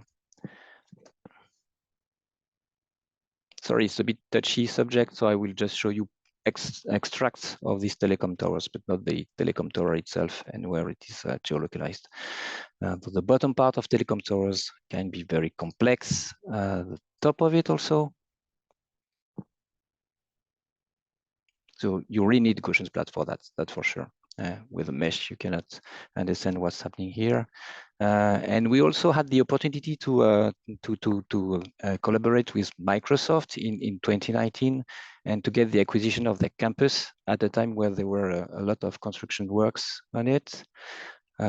This one will be maybe taking something like 10 or 15 seconds to load. Sorry for that. Here we are. So this is the acquisition and some extracts of it.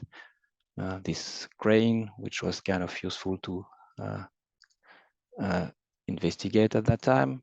This soccer field, maybe this one has nothing to do with construction, and maybe it's more interesting for a European guy like I am. This parking,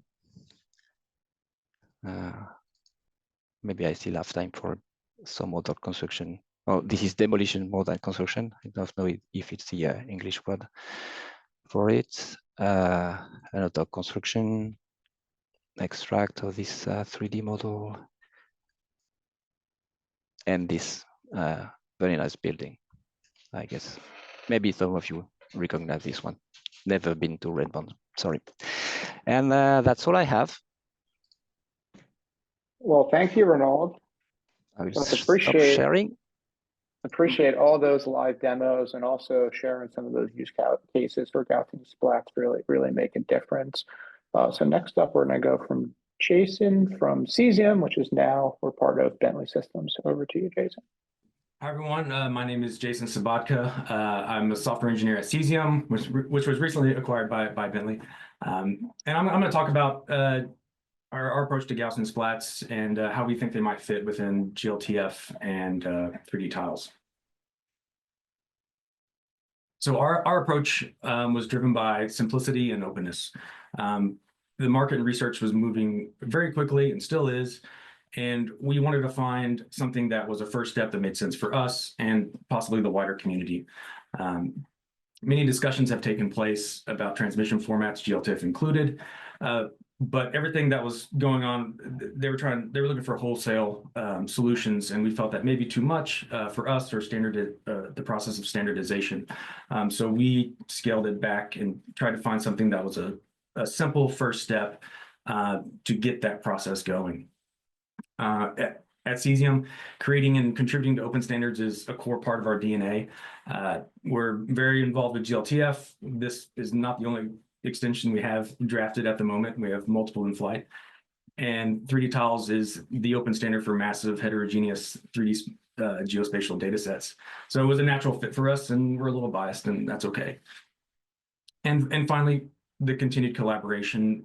We've been working with the Chronos 3D Formats Working Group to facilitate discussions on this and move things forward, and find out what other use cases are and what other people think about this. And this forum is also part of that, to just bring it to a wider audience and find out what people think.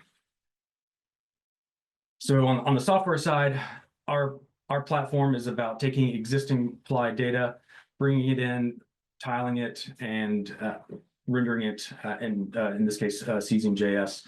So you take your apply file, upload it, we create 3D tile with GLTF with our extension, and then you can render it in one of our platforms.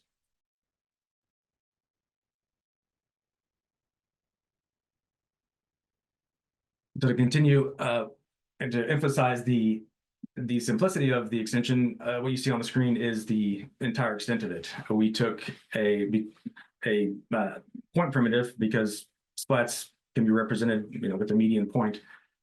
So we have a point primitive, and then we just add rotation and scale. This is incredibly simple, and it's proven pretty effective so far, and it allows us to use things like mesh op right out of the box. We can use the quaternion or exponential filters to get the data size down. One thing you'll note is that higher order spherical harmonics are missing from this. That was a decision we made early on. That, you know, size aside, there's still a lot of discussions on how they should be represented and how many orders do you really need. In most cases, there's just lots of open questions that we didn't have answers to. We decided to just omit them for now and see where that got us. And there is an open issue on the GLTF GitHub. You can follow the link, add a comment, you can roast it. You know, we love feedback. We want to hear what people think, what your use cases are. And yeah, just, you know, we want as many people contributing and getting their ideas as possible. And finally, this feels a little superfluous after everything we've seen so far, but at least in geospatial, AEC is probably our biggest use case so far, with, as Renaud just showed, with detail preservation. Traditional mesh generation from photogrammetry data it struggles with fine or thin geometry, where splats simply don't. So that's probably the biggest immediate use case we have so far, beyond just you know, with 3D tiles being able to stream in larger and larger data sets. And with that, that's what I got. All right, thank you, Jason. Appreciate the presentation. We're going to do one more presentation before we go over to Q&A. So next up, and please correct me if I mispronounce your name, Ladislav, CTO Malone, which is now part of Hexagon. Have long followed your work over the years, so looking forward to your presentation. Okay, thank you. So again, thanks for having me. I'm Ladislav from Malone Technologies, part of R&D part of Hexagon. For those who don't know much about Hexagon, it's a quite sizable company with wide portfolio ranging from safety to mining, but with sort of prominent places in the portfolio being the reality capture and the digital twins.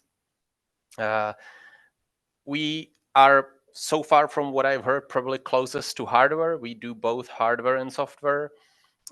We think it's quite an advantage because at least on the processing side, you could say we eat our own dog food, which then translate into like smoother workflows for our partners. This is an industry where, in general, I would say a lot of expertise is needed. Sometimes the whole process is quite painful, so we try to ease that. On the digital twin, that's probably something that was mentioned a bit before, but we think of it as a basically feedback loop. So first you need to like reconstruct the digital twin from the real world. That's, I think, where the Gaussian splatting will certainly have a sure place in the future. Then you do your simulations, analysis, planning, preferably in the cloud, preferably automatically. And then you take the insights back to the real world, which is when the sort of value is created. We really try to support all the three steps, and that's also why we are looking into the Gaussian splatting, because of the superior representation. Quickly on the hardware lineup, as I said, we are probably closest to the sensors. For reality capture, we have the whole host of sensors from aerial down to handheld. The important thing maybe here, again, not mentioned too much, is that all of those generate both images and LiDAR, which is quite good start, I would say, for Gaussian splats. Anyone who tried to capture their own house or office, you probably discovered that the Gaussian splatting, or similarly to photogrammetry, doesn't like too much white walls and so on, and then that's where the LiDAR could really help. That's what we are experiencing with our sensors, at least.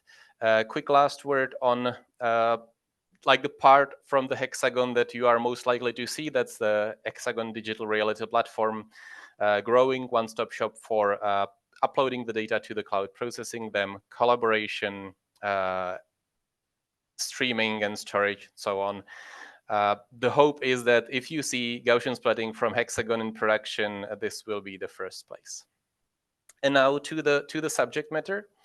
So we've heard a lot of notes on how great Gaussian splatting it is. I can only add to that vibe.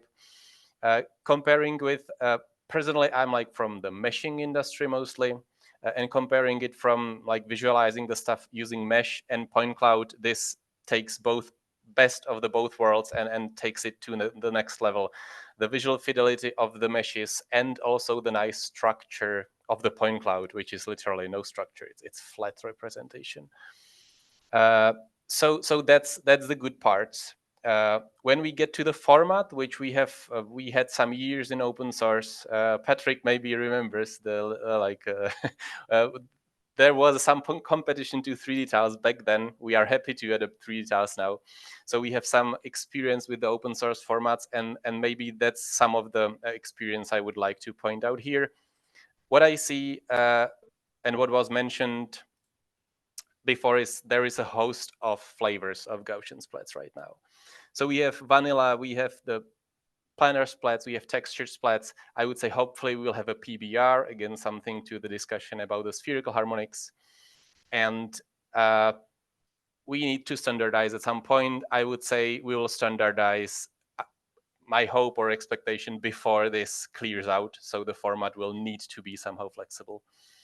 For example, for this, we tried both textured and vanilla.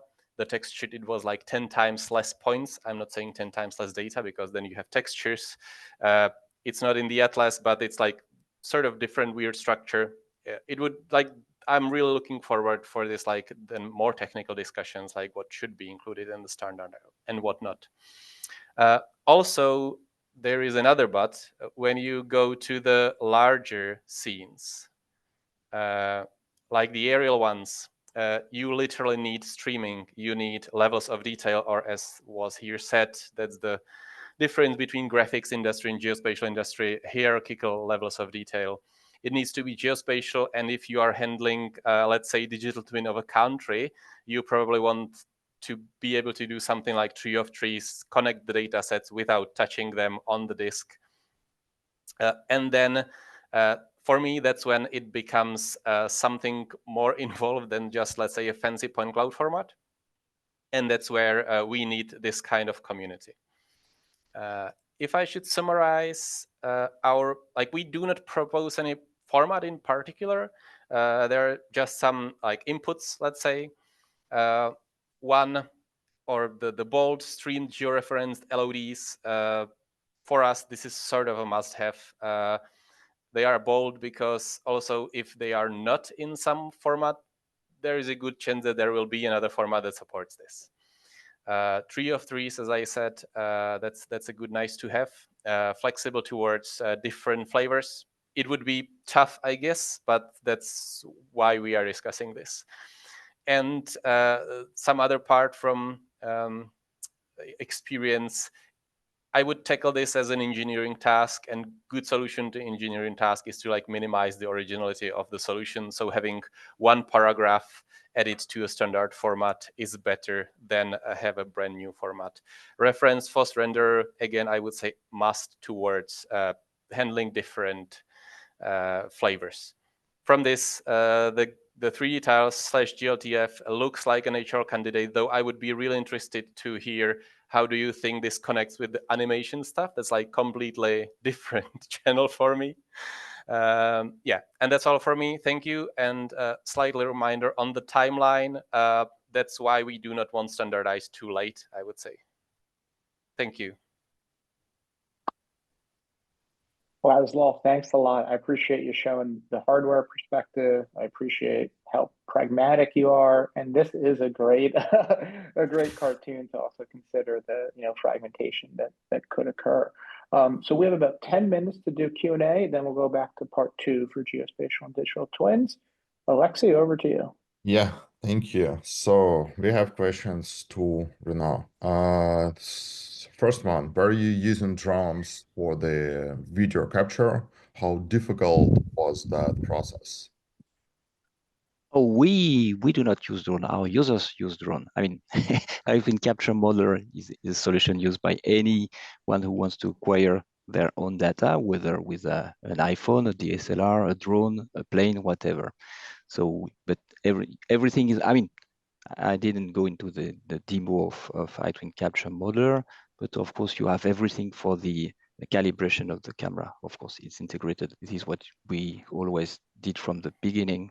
We have been acquired by Bentley 10 years ago, actually. So it's the 10th anniversary. We're kind of proud of that. And we have everything to turn all this acquisition into something which is accurate, both in dimensions and position on Earth, etc. And of course, if the question was not about accuracy and geopositioning, but more about which images you have to take to have this Gaussian splat being successful, maybe it was the question. Well, it's like, I mean, so far our users were more used to photogrammetry than to Gaussian splats. Probably they have to be educated of how many images they need and where to take them, etc. But so far it worked correctly. I mean, everything I've shown you were acquisition that have been taken for photogrammetry, not for specific to Gaussian splats. It was old acquisitions. Okay. So the following question is, what would you suggest for volume measurements with or without 3D.js? Oh yeah, so of course, when you know that when you have Gaussian splats, it's easy to have position of what point. If you have distance between 2 points, it's accurate. Areas again, but if you need to be accurate to a volume, you more need a surface than this set of splats. That's why I would recommend to use Gaussian splat, but maybe not the original and all the 3D flavors of Gaussian splat, but all the flavors of Gaussian splat that have been dedicated to be more accurate with surfaces like 2D.js, and then you have been Sugar, and then many other flavors and framework to have this Gaussian splat being more oriented to reconstruct surfaces than being realistic. But of course, if you do that, you will lose all the thin details, because if you need a surface, you will lose cables, etc. So you have to choose. But you could also, you can in this case do Gaussian splats and not meshes. So you don't have to switch your framework. Just use another algorithm, another training. Okay, and there's one more. Is the export format already available in a public version of iTwin? Well, so far, iTwin Capture Modeler has Gaussian splat as a tech preview. We create standard PLWell files. If you want to turn that into GLTF and 3D tiles exports, it's not already available. I've just played with that for a few weeks, 2 weeks ago, actually. But it will be available soon, that's for sure. Great. So the next question is to Jason. Jason, is 3D.js live in season? Not yet. There will be a private beta is going out soon, and then we'll be rolling out later this quarter for a wider audience. Yeah, and it's connected question to the Renault's answer, but how are dimensions and orientation is restored for JSs? Is it manual in your case, or there is an automated technique used? Maybe I'll take the question. So being accurately localized and the dimensions and where you are on Earth, it's also, of course, automatic with our calibration process, usually from the metadata in the images, or you have to add points manually if you want to be really accurate for surveying, for instance. But you have many ways of doing that. And then you will end up with maybe something which is does not standard, which is adding metadata to your PLWell file, or at least storing somewhere that you are using the export of this PLWell file in some geographical system. That's for sure. And then, of course, once you export that into 3D tiles, it's geolocalized. There's no ambiguity. Once it's a 3D tile, you know where it is. Okay, great. Thanks. Ladislav, the next question is for you. Are you using LiDAR to make the Gaussian splitting? There is ongoing research to basically utilize the LiDAR. As I said, it has a great potential to help, or any sort of active scanner. You have time of flights in your recent iPhone. to basically seed the initial point cloud. There are various researches in that direction. And it's some sort of connected other question. LiDAR and RGB do not have the capturing sensor at the same position. How do you mix both? Yeah, I guess this is I would say day-to-day job in our industry. Lots of sensors do not have that. This is usually done in either software that accompanies that, or I'm not really sure. There are also, I think, open source solution that can do that, like do some sort of LiDAR imagery matching. The trivial way is sort of do a SFM cloud from the images and then match the clouds. This will get you somewhere most of the time. Okay, and so the next one, the outdoor residential scene has significant shadows. Perspective on normalizing the lighting, allowing PBR surface detail, and enable dynamic lighting. Yeah, I started writing this on Discord. I think this, like the whole PBR way, this was there even before Gaussians. Like PBR rendering was holy grail even for like mesh-based reality capture. The Gaussians are already like bring this one step forward. I wouldn't say there is a clear solution. The AI can definitely help with relighting, but for PBR you actually need to use the reflections to infer the material. So interesting part of the research, I would say very, very alive research at this point.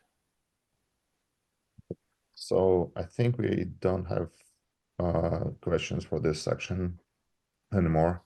Should we keep going, Cedric? Yeah, Alexa, we're doing great with the Q&A. Thanks to you and thanks to our presenters for this section.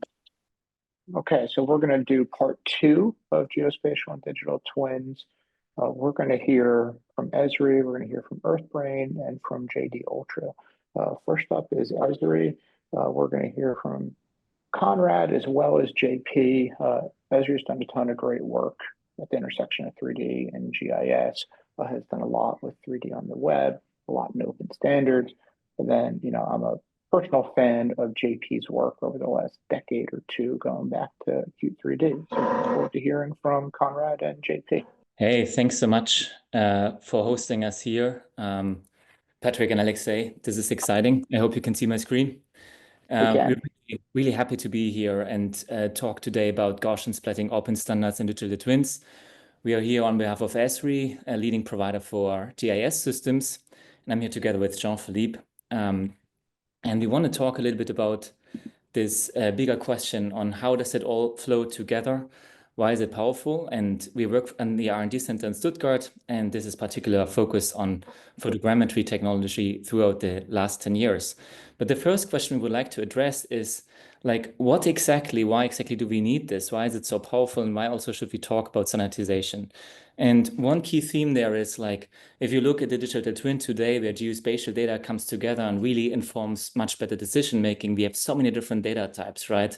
Indoor data, you see BIM data here, you see a reality capture mesh from a drone here, you see LiDAR data here, but this is not where it stops, right? It gets further down to business data, like pipe information that you have in the web browser, then even integrated with other systems. And this is where it gets interesting, like here in ServiceNow, to bring it all together, bring it together with time to do simulations and analysis.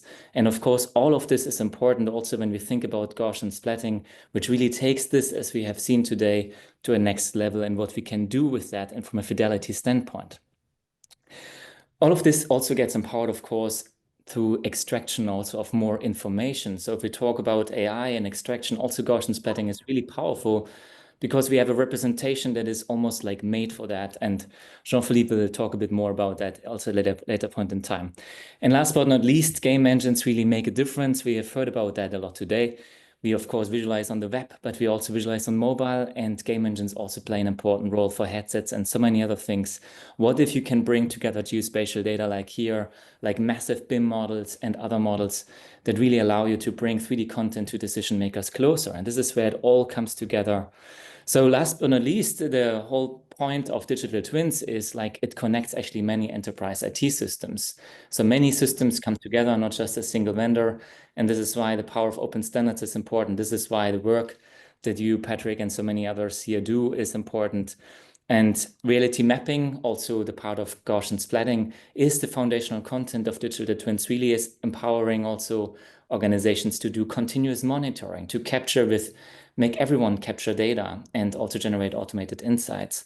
This is what we work on. Also, this is the reality engine, where we provide like an engine for doing survey grade and scalable 3D up to entire cities and countries. This is really where geospatial comes into place, and open standards drive streaming today already. So OGC, I3S, or 3D tiles are the foundation for the streaming today. And we also agree we should build on that with Gaussian splatting. And I hand over with that to Jean-Philippe. Thank you, Conrad. Hi, everyone. I only have a few thoughts and some results to share today. I would start by looking 10 years back. And at this time, remember, the reality meshes were just emerging in geospatial industry. These meshes are, the city scale 3D meshes with level of detail, and they could at that time be consumed only in some proprietary viewers. They were completely disconnected from the user's workflows.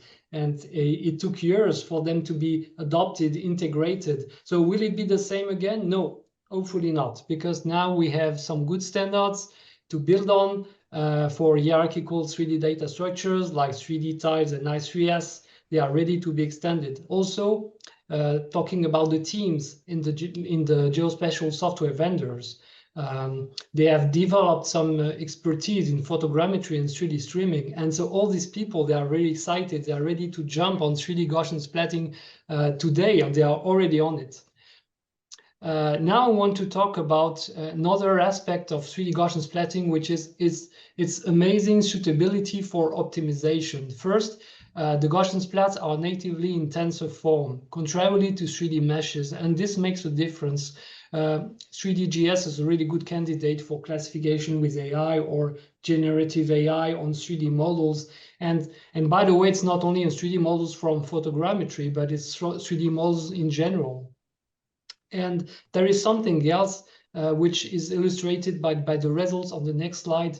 So as you can see in these results, it's a huge end-to-end nonlinear optimization from input photos, and it works amazingly well. And traditional photogrammetry to get a good robustness on difficult data sets required a global optimization, which was very costly and very restricted in its applicability. But 3D.js works beautifully it's just a local optimization. And so it's not getting stuck in local minima close to bad initializations. And it's really a strength of this representation. You can see in the results how well it can adapt to the different dimensions of the scene from 0D to 3D. So it can represent points, but lines, surfaces, and volumes also with the same primitives.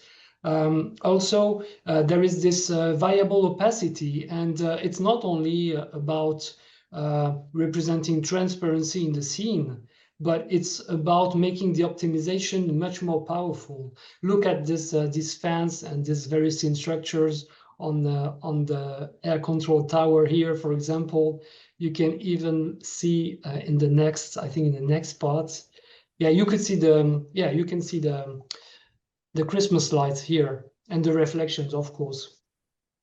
So yes, it's really powerful by nature, thanks to its representation. But to obtain these results, we had to use much of the know-how in traditional photogrammetry. It still applies and it makes a difference. Like, for example, regularization. It can reduce the typical artifacts that you see in most 3D.js results, like haze, large floaters, fuzziness of the surface, or unwanted transparency, and other techniques like splitting the scene in independent batches and processing them without creating artifacts, or georeferencing from ground control points, etc. So all this contributes to the results. And finally, thank you.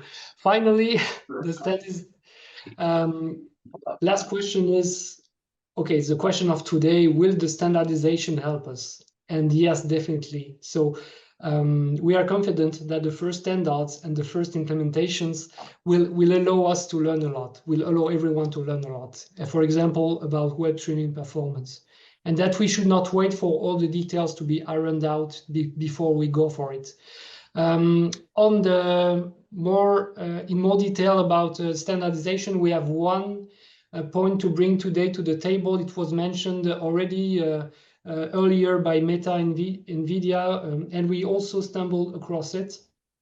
It's the fact that 3DGS is quite unique in its relationship between training and rendering, and the exact rasterization algorithm used during the training influences the parameters of the Gaussian splats, and in turn, the rendering can be affected and the fidelity can be affected if a different rasterization algorithm is used during rendering.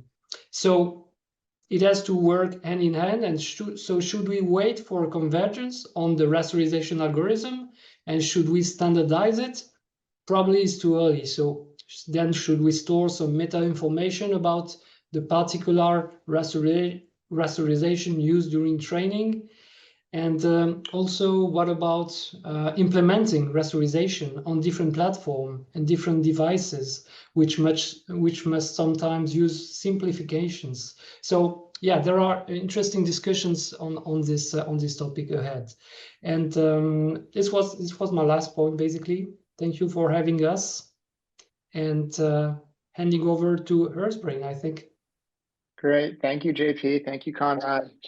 Look, great presentation and really interesting point around the rasterization there. Looking forward to the Q&A. We have 2 more presentations left. Next up, we're going to hear from Earthbrain, who does Earthworks digital twins, a lot of work in Japan, and we're going to hear from Moriyama-san and Khalid. Hello, everyone. Patrick, can you hear me and see my screen? We can hear you and we see your slide. Perfect. Okay, so thank you everyone for the opportunity to present our findings on 3D Gaussian splatting and its potential in smart construction. We're excited to share our progress and explore how this could have impact in the civil construction industry. As you can see, the title of my presentation poses a question: Gaussian splatting for smarter construction. So before, let me have a quick introduction. My name is Salha, and I'm Global Development Manager overseeing the development of 3D products in the US. I'm in the construction industry for over a decade, and for the past 7 years, I am doing smart construction and digital twins. And now, before diving into our work on Gaussian splatting, I would like to provide a brief overview of Earthbrain and our current digital twin workflow, as it will set the context. So Earthbrain is a civil tech company dedicated to improving productivity and safety on the job sites. We are founded in July 2021. We are focused on cutting-edge technology to create smart construction and connected job sites. Our core objective is to bridge the gap between physical and digital, and this is where the digital twins come in. As you can see here, at the core of our solution is the Smart Construction Dashboard, a platform that allows users to create digital twins of their job site using data from drones. Dashboard provides a real-time 3D view of the job site, which helps the tracking progress, managing resources, and some potential issues. But as we move forward with smart construction, we wanted to take it a step further, and this brings us to Gaussian splatting. And the digital twin, currently how we create our digital twin is, you can see here, we fly drones and we take a lot of images with that. 60 to 70% of side lap and overlap is required, because a lot of this work requires very high precision. We use a lot of GCPs. After taking those images, converting to photogrammetry, make a 3D data model, upload into dashboard. We then do some visual and do the progress tracking measurement. This is mean, as you can see here, is Gaussian splatting really better, and how it really can help or not in our work.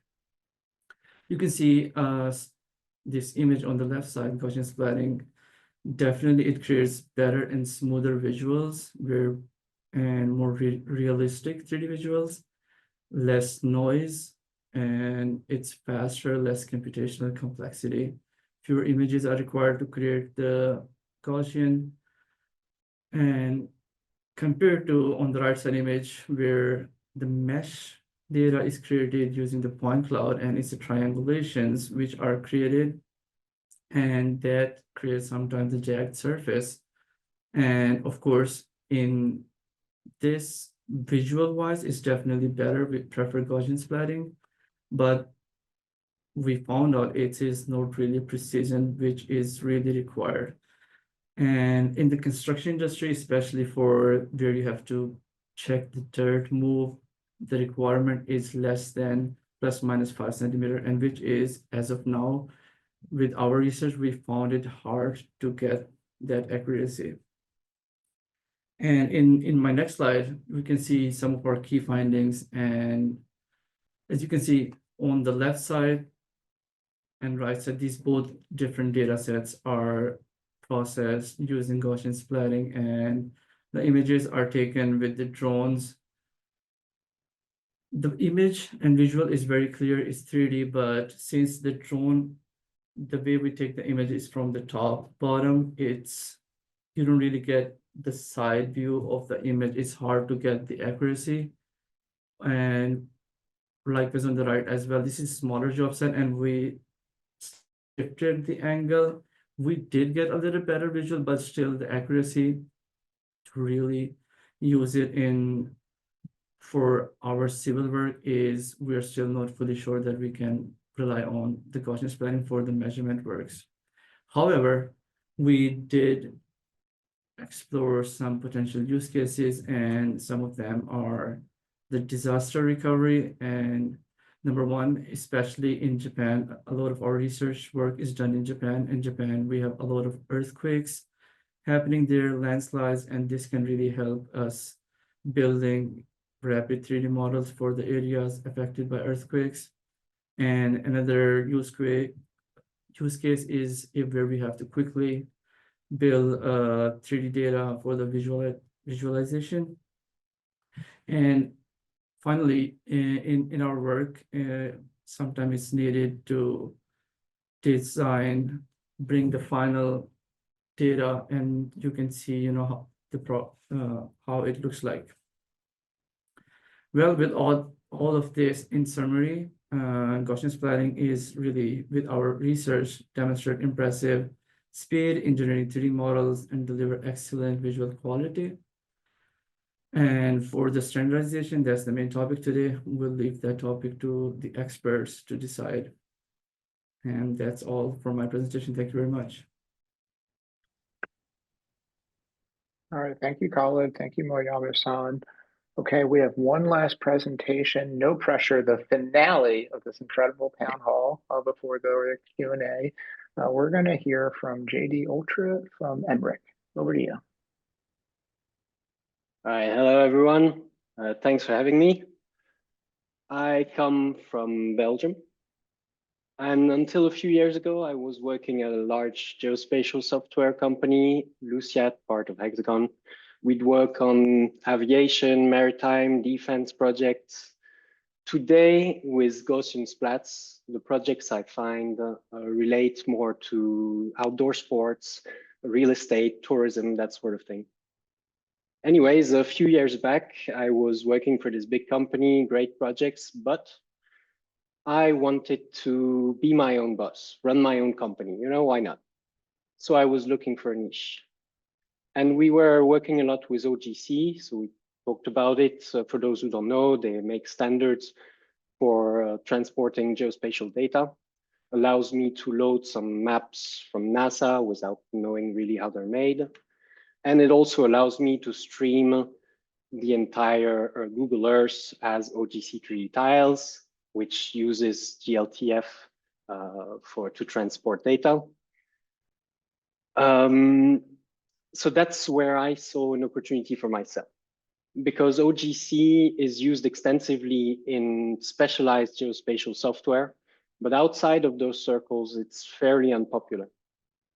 And I think many projects turn away from specialized geospatial frameworks because they appear too technical, they might be too expensive, or not customizable enough. On the other hand, you have Tree.js, which is popular geospatial, not geospatial, a popular library for doing 3D on the web.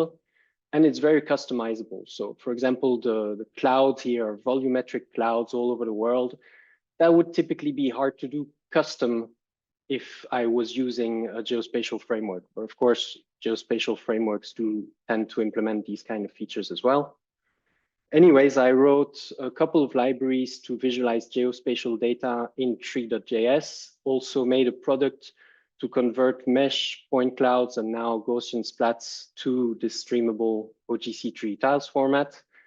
And I found some customers, and I also made some friends. So over in Utah, the people at Rock Garden will capture large areas around the Rockies, and they needed my help to convert the resulting meshes to a streamable format. And they also introduced me to Splats. So we started exploring how to mix geospatial data with Splats. So here you still have just the Google Earth data, and in many areas of the world, it's still just elevation. But I can overlay their Splats, keeping the geospatial context, or entering the fully immersive view that really puts the user into that moment in time when the capture was made, which is kind of unique with Splats. Now, just a little side note on this, because Rock Garden has all their software in Unity, and Unity has some limitations for web builds. You can't do sorting in web workers, which is kind of useful for Splats in the rasterization that's used by most viewers. So we used order-independent transparency, screen door transparency with post-processing, and the result is actually very good, avoids the sorting, and works for web builds in Unity. So these Splats are loaded as OGC 3D tiles, which means no loading time and unlimited detail and size, although here the data set is quite small. It's just 1.5 million Splats or so.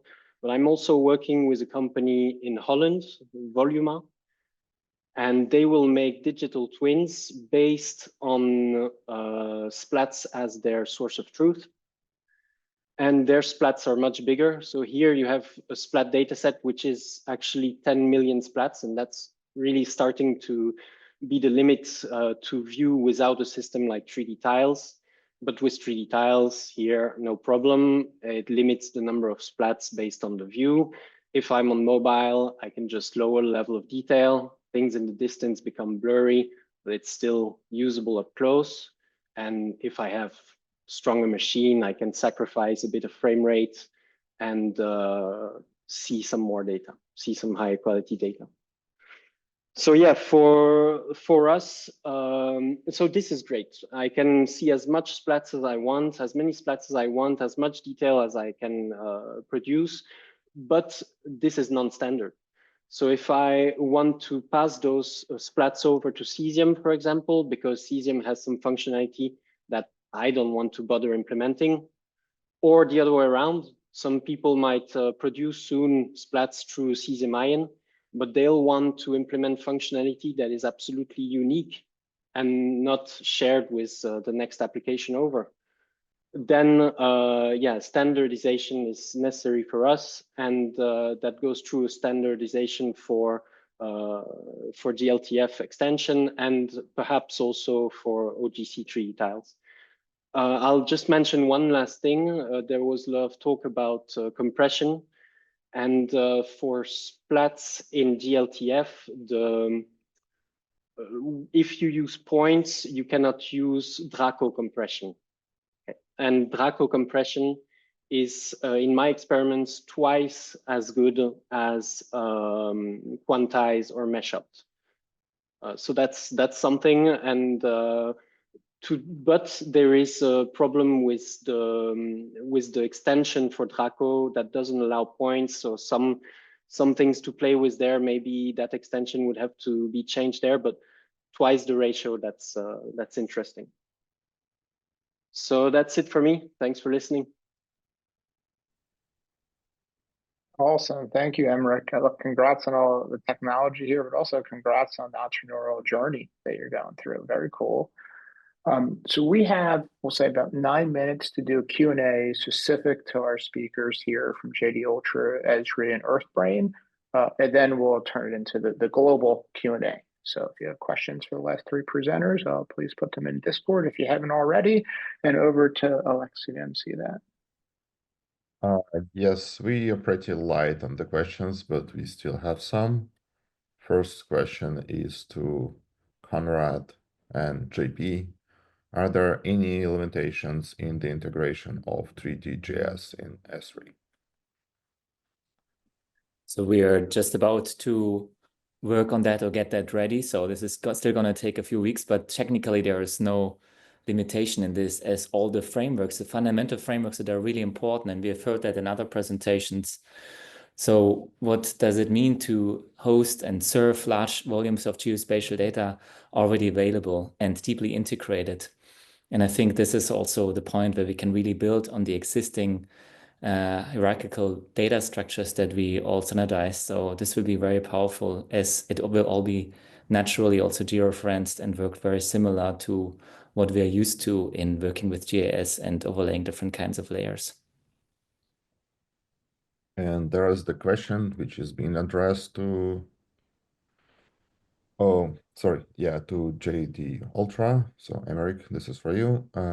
Can existing datasets like the Google photogrammetry tiles be improved using 3D.js and denoised?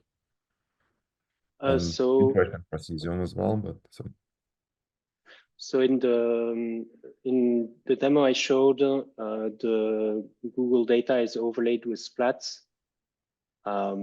So yes, I don't know what's in mind for improving the splats data set. I will just read it here. I think it's it's great, because if your splats has limited extent, it's great to see the high quality, the great splats, and then you can see just outwards all over the world. So yeah, I think it's definite plus to be able to overlay both of them. And another question is for order independent transparency. Do you have to retrain 3D.js from scratch, or have you developed some kind of drop-in replacement solution? So the splats are exactly the same. The splats, just order independent transparency means there's no sorting necessary. But instead of the sorting, you have post-processing, which needs to be quite heavy and well-tuned to limit the artifacts. But it works well. It works very well, and there's no retraining necessary at all. And there's one more, actually, just arrived. And for massive datasets, 3D.js training and streaming by volume, do you plan to pre-split the input dataset given the input GPS and do one training per tile, then assemble into 3D tiles 3D.js tile set? Could be very useful for single altitude acquisition, but harder for multi-resolution ground plus drone acquisition of a few tens of thousands of images. And this is question to you, Emmerich.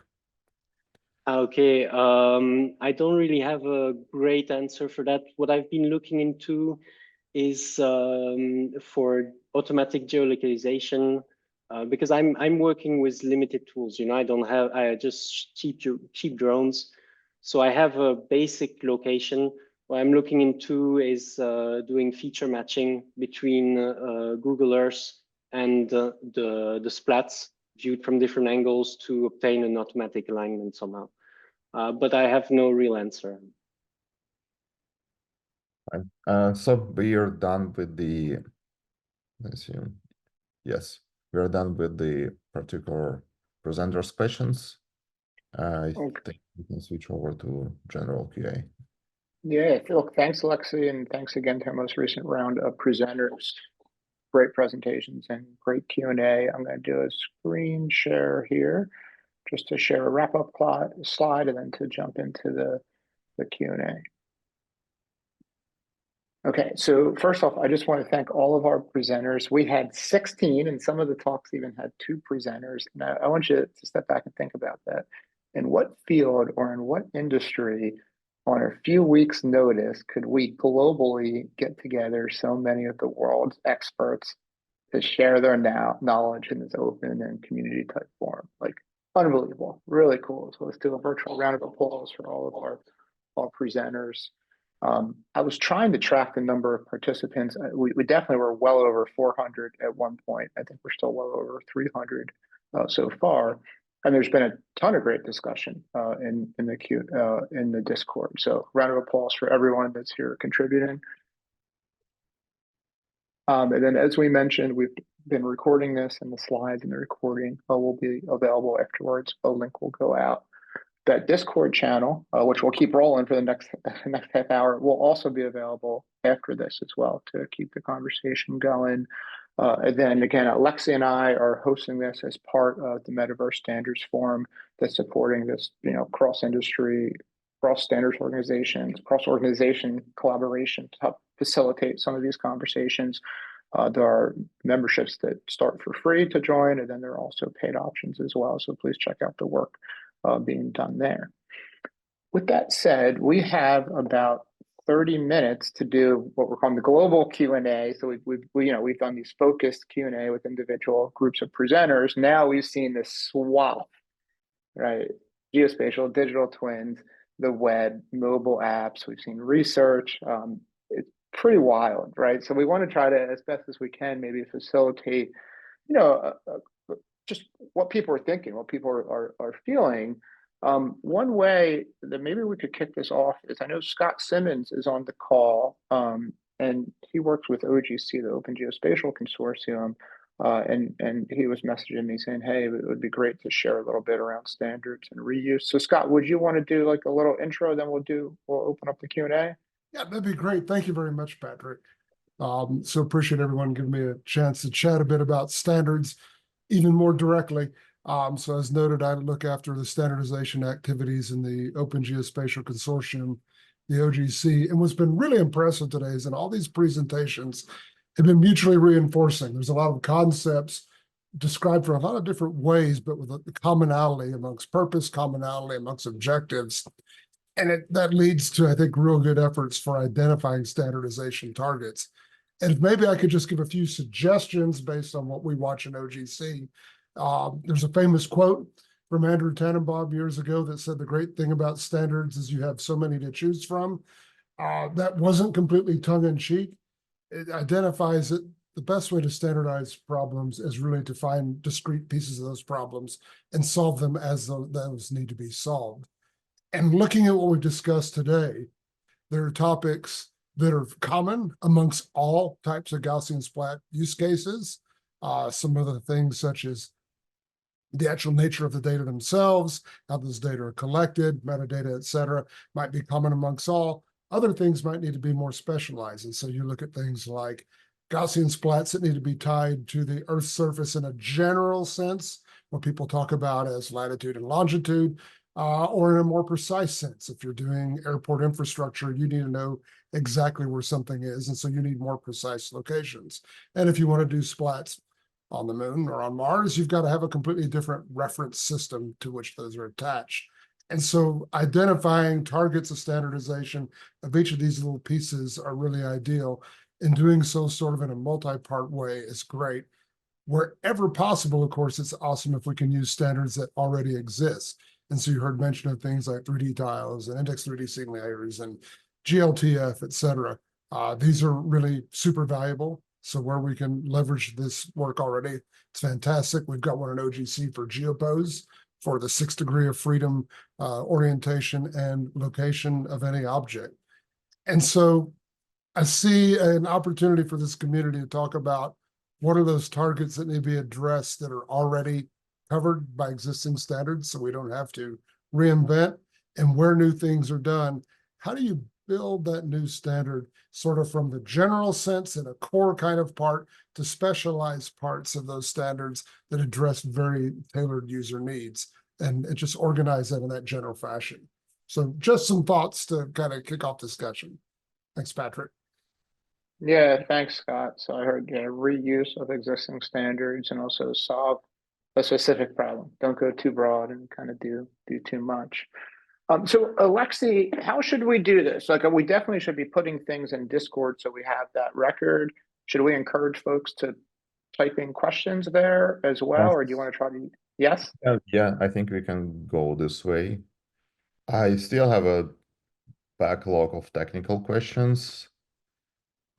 Well, do you want to try to answer some of them, or do you think we should shift gears around the open standards question? Well, what I personally have seen, that's a bunch of GLTF. So again, I can repeat, I'm really flattered to hear this so much during this discussion. And I wonder if that can be a starting point. Like literally, that would be great to just like imagine, is it really the way to go, right? Is it value for the industry in this, for example? Because I think the what GLTF can potentially bring this to the table is as an existing ecosystem that you can use splats plus the traditional representation of geometry and materials. And in some cases, it probably can be beneficial. And on the other side, it might fragment our ecosystem, GLTF ecosystem. And I definitely want to, hear what the industry think about this direction in general, especially like speakers. Again, I see a bunch of actual use cases that the companies are using GLTFS today. And that's obviously partially answered the question, but still I'm a guardian of the GLTF, sort of. I want to see both sides of the story. And obviously the questions, yes, are welcome.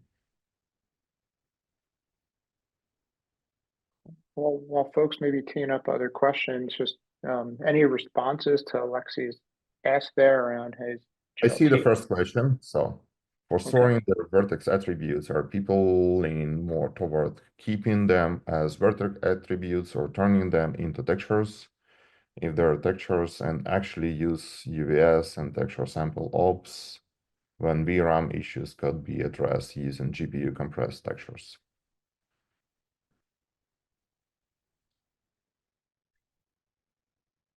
That's again, so we have a bunch of technical people today, honestly. I think we probably should do something on this level as well, because it's a lot of questions about this. Aras? Yeah, if I may, about specifically using GPU texture compression. So in the Unity Gaussian splatting thing that I did, that was one of the things I looked into, basically using GPU texture compression for compressing the various Gaussian attributes.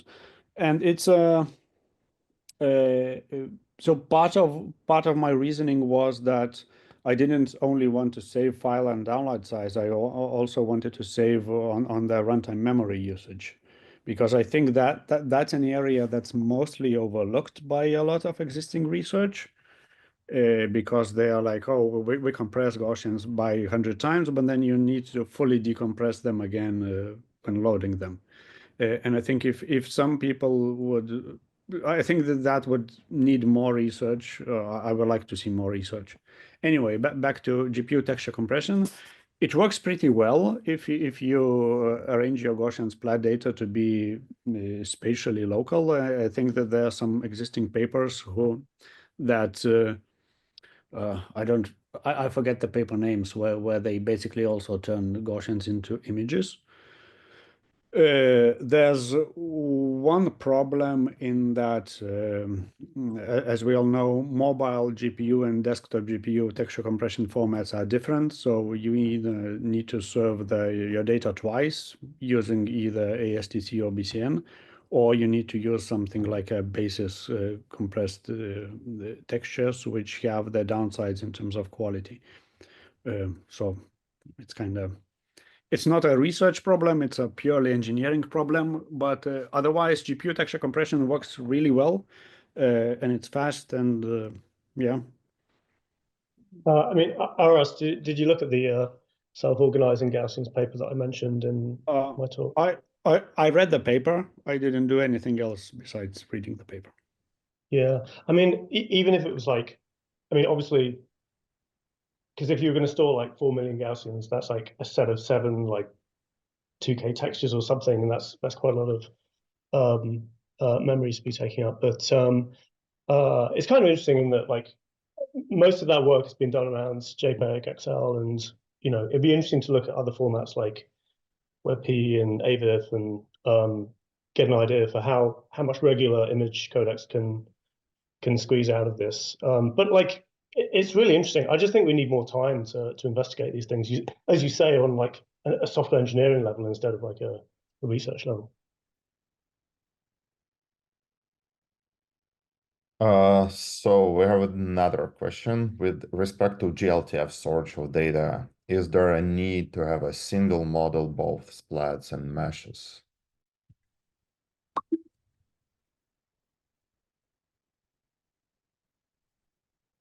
So, Alexei, I think we saw a lot of use cases today where folks were using splats and then in the context of a larger mesh, right? I think we saw several geospatial use cases. So I don't know if anyone who presented any of those would want to comment there.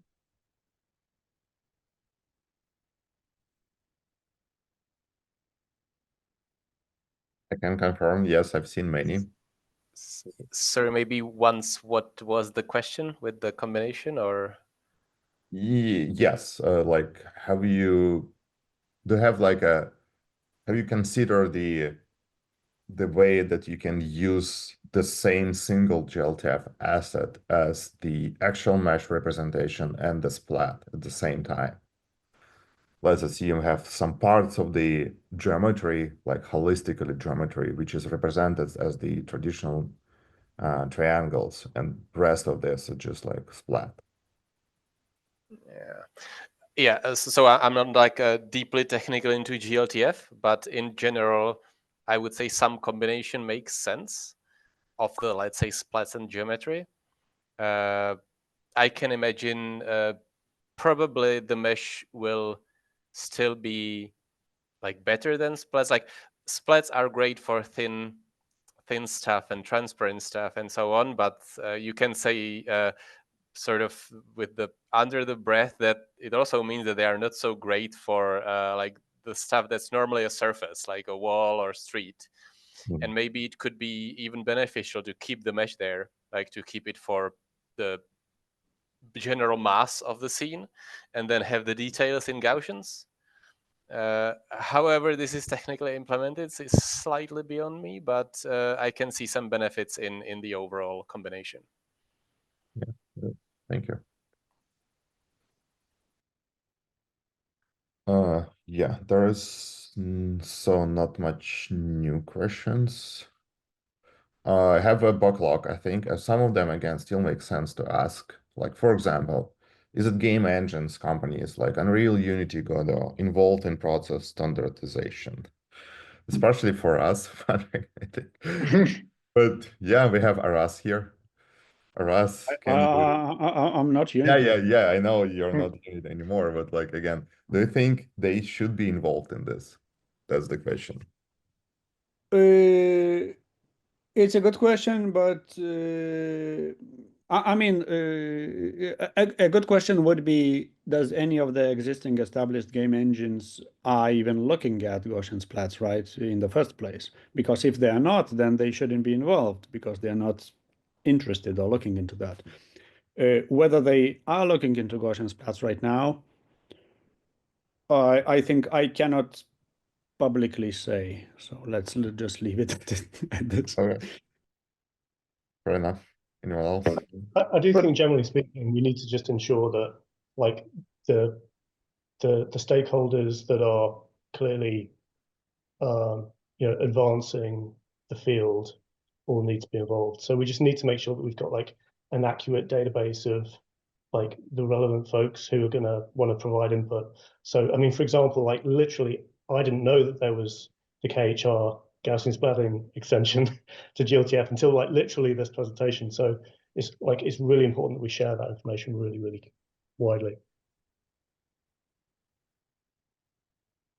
Michael, it's your chance. Sorry, so, would you repeat? Yeah, sorry, go ahead. No, sorry, would you mind repeating the question?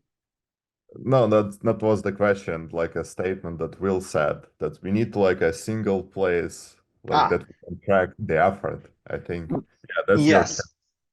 Yes, no, and I agree. I think it's very critical with the pace of which everything is moving that there's some kind of centralized repository that is accessible for technical and non-technical people, as well as also cataloging the future Radiance field representations, of which I think is overwhelmingly likely to happen in the short term for more to emerge. Okay, there's another question. So composition, any suggestions for making the scaling between like overlapping scenes? I think it's probably like super useful for some people. I think that's like from the use cases. Any words of wisdom? From what I've seen people just manually aligning either in platforms like SuperSplat or just in their own game engine of choice. I know there's been a lot of work as well for multi-GPU support too, and so I think as some of these things start to get incorporated into platforms like Nerf Studio and Postshot and just become generally easier to train these larger scenes and representations, and things with like XGrids as well, where you're just naturally getting these larger environments too. I think that will just naturally help with some of these considerations. One other really cool one, there's Nerf XL, which is supposed to be offered as a NIM from NVIDIA to go into some of their other services as well, which also allows for the infinite training with GPUs. So I think that there hopefully will be some really cool advancements in the short term to make that easier, so it's not so manual. Yeah, thanks. I've seen a bunch of questions actually regarding the editing possibilities for Gaussian splats in general. So it's kind of many questions, but like if you'll get your, speaking to presenters' point of view on this, should be this unified effort probably as well as part of standardization, etc. Will be quite interesting to hear your opinion about that. So, well, you've done a lot of work there, right?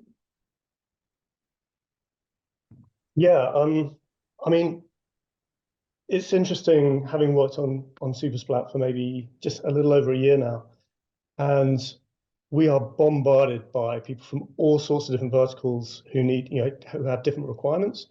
So, for example, people who, they're working in maybe like engineering or architectural, visualization, that sort of thing. They want measurement tools. And then you have other people who are working in e-commerce, for example, and they want, annotations, and like there's lots of different requests that come in from different folks doing completely different things with different interests. And it's kind of like difficult for us to cater to everybody. So, we've just tried to open up SuperSplat to be, like anybody can submit feature requests and suggestions and also pull requests. So, I would hope that it could develop into a tool that was sufficiently general purpose to kind of cover, 90% of people's use cases. But I think for that to be successful, we kind of really need to, strengthen the sort of open source community around the tool. So I spend a lot of my time encouraging people to get involved.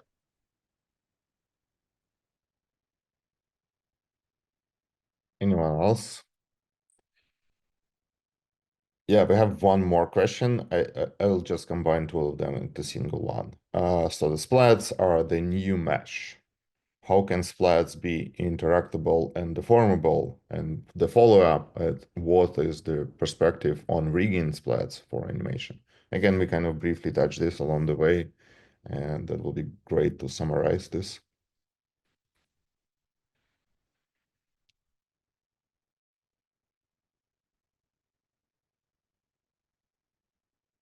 Anyone who is brave enough? Michael, is that in your ballpark? I would just say in terms of the actual like rigging and animation of it, I would highly suggest checking out GSOPs for Houdini, which makes it pretty easy to actually like accomplish that. That's probably going to be the easiest solution and probably where it could contribute the most. Yeah, I think the question is not how do you animate or move them, because I mean it's just a point cloud, so you use whatever. I mean, people have used particle systems for decades by now, right? And we know how to move particles. The question is when you move them, you know, the lighting moves with them and rotates with them, which if you move them far enough or rotate them far enough, then it's no longer realistic. And how to solve that is a very active area of research. I would guess that all the research that companies like Meta and others are putting into Gaussian avatars probably are likely to solve that issue, because you know avatars need to move, otherwise they're not very useful. So they will probably have some good papers or good research somehow. Yeah, I went through my backlog, so there is no more questions there, and just some discussion on Discord, but not direct questions that we need to address. So Patrick, I'm returning this to you. Yeah, so Alexei, look, great job facilitating that. And I know Neil Trevitt has been listening to everything, and I see him chiming in a bit on Discord. So Neil, I'm putting you on the spot, but is there any observations that you'd like to Sorry, share? actually there's one more. I missed this. It's in Discord, recent one. Still kind of technical. So for streaming splats, I saw a lot of demos about streaming individual splats to show, has anyone done any testing on streaming attributes? So the pulling like only spherical harmonics, for example. Yes, I think I don't remember which ones, but loading spherical harmonics later than everything else is very obvious and very easy thing to do. I've seen several web viewers do that. I think the order that I most commonly seen is that they load position first, and then they start displaying that as just pure points. Then they load scales and rotations and whatever, and lastly they load spherical harmonics, or they don't load spherical harmonics at all. And that's another cool thing about self-organizing Gaussians, because they already split the individual attributes into separate images. So I mean, it works well with that principle.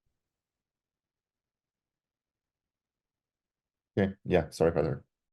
Oh, no, thanks, Alexei. Then if I could go back to my impromptu ping of Neil, is there anything, Neil, that you'd want to share observations-wise?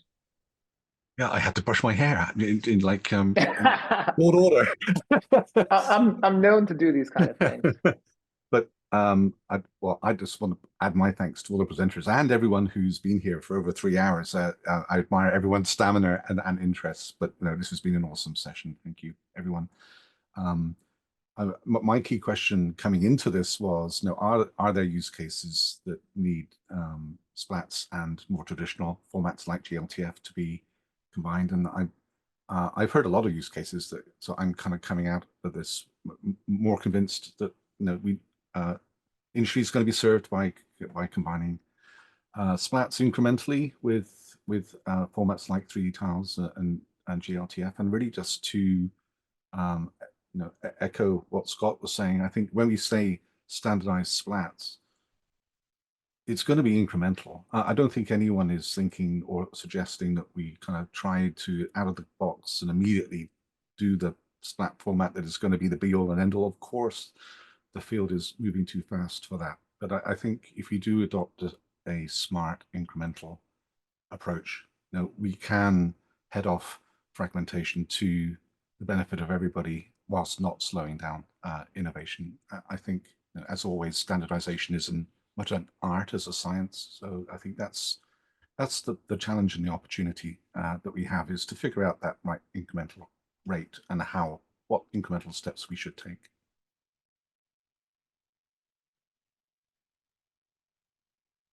Yeah, well said. Any reactions? I'm just curious about like next steps. I mean, where do we want to go from here?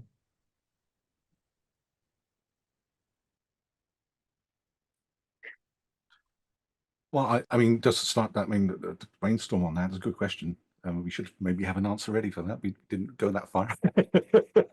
But I mean, obviously this has been hosted by the forum, and the forum is designed to be a place where multiple, because I don't think it's just going to be just GLTF, it's going to be 3D tiles and other standards initiatives too. The forum is designed to be kind of the neutral forum that's open to everybody at zero cost, so we can have that conversation. And then once we have use cases and requirements, feeding it off into OGC, into Kronos, into other standards organizations that are able to contribute to that. That seems like a reasonable next step to keep the conversation going here in an open forum, and not immediately go into the standardization forums and do everything in the SDOs. I think it needs more open discussion, would be my kind of takeaway from today. I want to add the point maybe to what was said by Neil. I think that 3DGS is an amazing opportunity, and many companies, as we see, are jump into this opportunity. It touches so many fields that it is amazing, and it will be highly utilized. However, the question that was asked before was, how come it's not integrated into the game company? And I think that the answer is that is quite clear. A, it's too innovative. B, it's not giving good enough answer. The amount of data is massive. It's not yet mature enough. And there are many fields that we need to look into, such as lighting, such as level of details. There are many open questions that do not approach the problem, such as the classic rendering, but also do not give an answer. And if we want to think about standardization, we need to start open this discussion, discover what are these open areas, and try to address them, or at least anticipate how can we open a format in such a way that will not be blocked in a year or two. Yep, here. Yeah, I think that need for flexibility has been a theme I think we saw throughout the presenters. So folks, we have about another 5 minutes scheduled. And then I'm also asking, I mean, I'm loving the live discussion, but any summaries we can put in the Discord as well would be really good for this historical meeting as well. So please do that. Neil, yeah, I mean, I like the idea that the forum could help continue the conversation. I'm even wondering if there should be another town hall in a couple months. Yeah, maybe. And I got a question for you, Patrick. I mean, do you think the USD GLTF working group, which is the working group in the forum that's hosting this, do you think that would be a good place to continue? Would the working group be willing to take that on? I mean, maybe this is such a hot topic that it would deserve a subgroup, right? Yeah. So I can't speak on behalf of all of them, but my instinct is that yes, it would be of extreme interest. Yep. So if I may, if anyone is interested in GLTF Gaussian Splats, please reach me out. And because, yeah, that's definitely will be follow-ups inside our 3D formats working group calls. And yeah, to hear more your inputs is instrumental for us, believe me or not. But yes, we listen all the time. I think you're going to get a ton of messages, Alexei. Good. Way better than nothing. So yes, that'll be fine. Cool. And I like Aras's comment in discourse, seeing the breadth of use cases across these different industries has been great today. Yeah, and to be clear, Alexei, I wasn't suggesting that the GLTF group doesn't talk about splats. Of course, you know, the GLTF group is going to have lots of awesome input and more contextual awareness from a session like this. But I think we need to keep this data feed going, you know, the broader funnel into the SDOs that are wanting, you know, to do the heavy lift of actually creating the standards. I think the two are complementary. Yeah, those completely complementary. Yes. We are spec guys. We work on the JSON schema, so it's slightly different scale.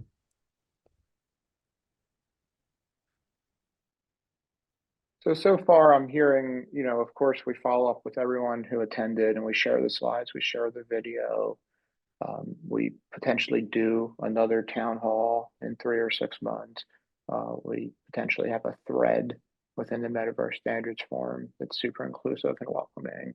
Then, of course, Chronos and OGC maybe continuing to crank, and then there's some coordination.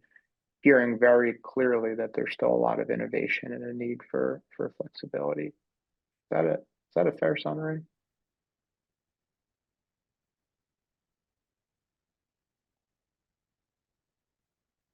Yes. All right, I got to write that down. So folks, we got 3 minutes, and I mean, there's still a ton of people who stayed with us for 3.5 hours. That tells you something right there in terms of the interest level. Other burning questions while we have the world's minds here on Gaussian Splats?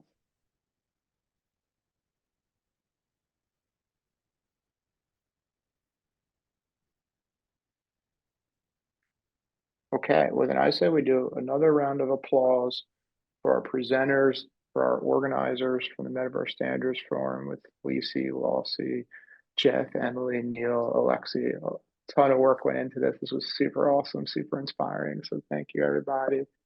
Into Patrick. Thank you. And we'll get...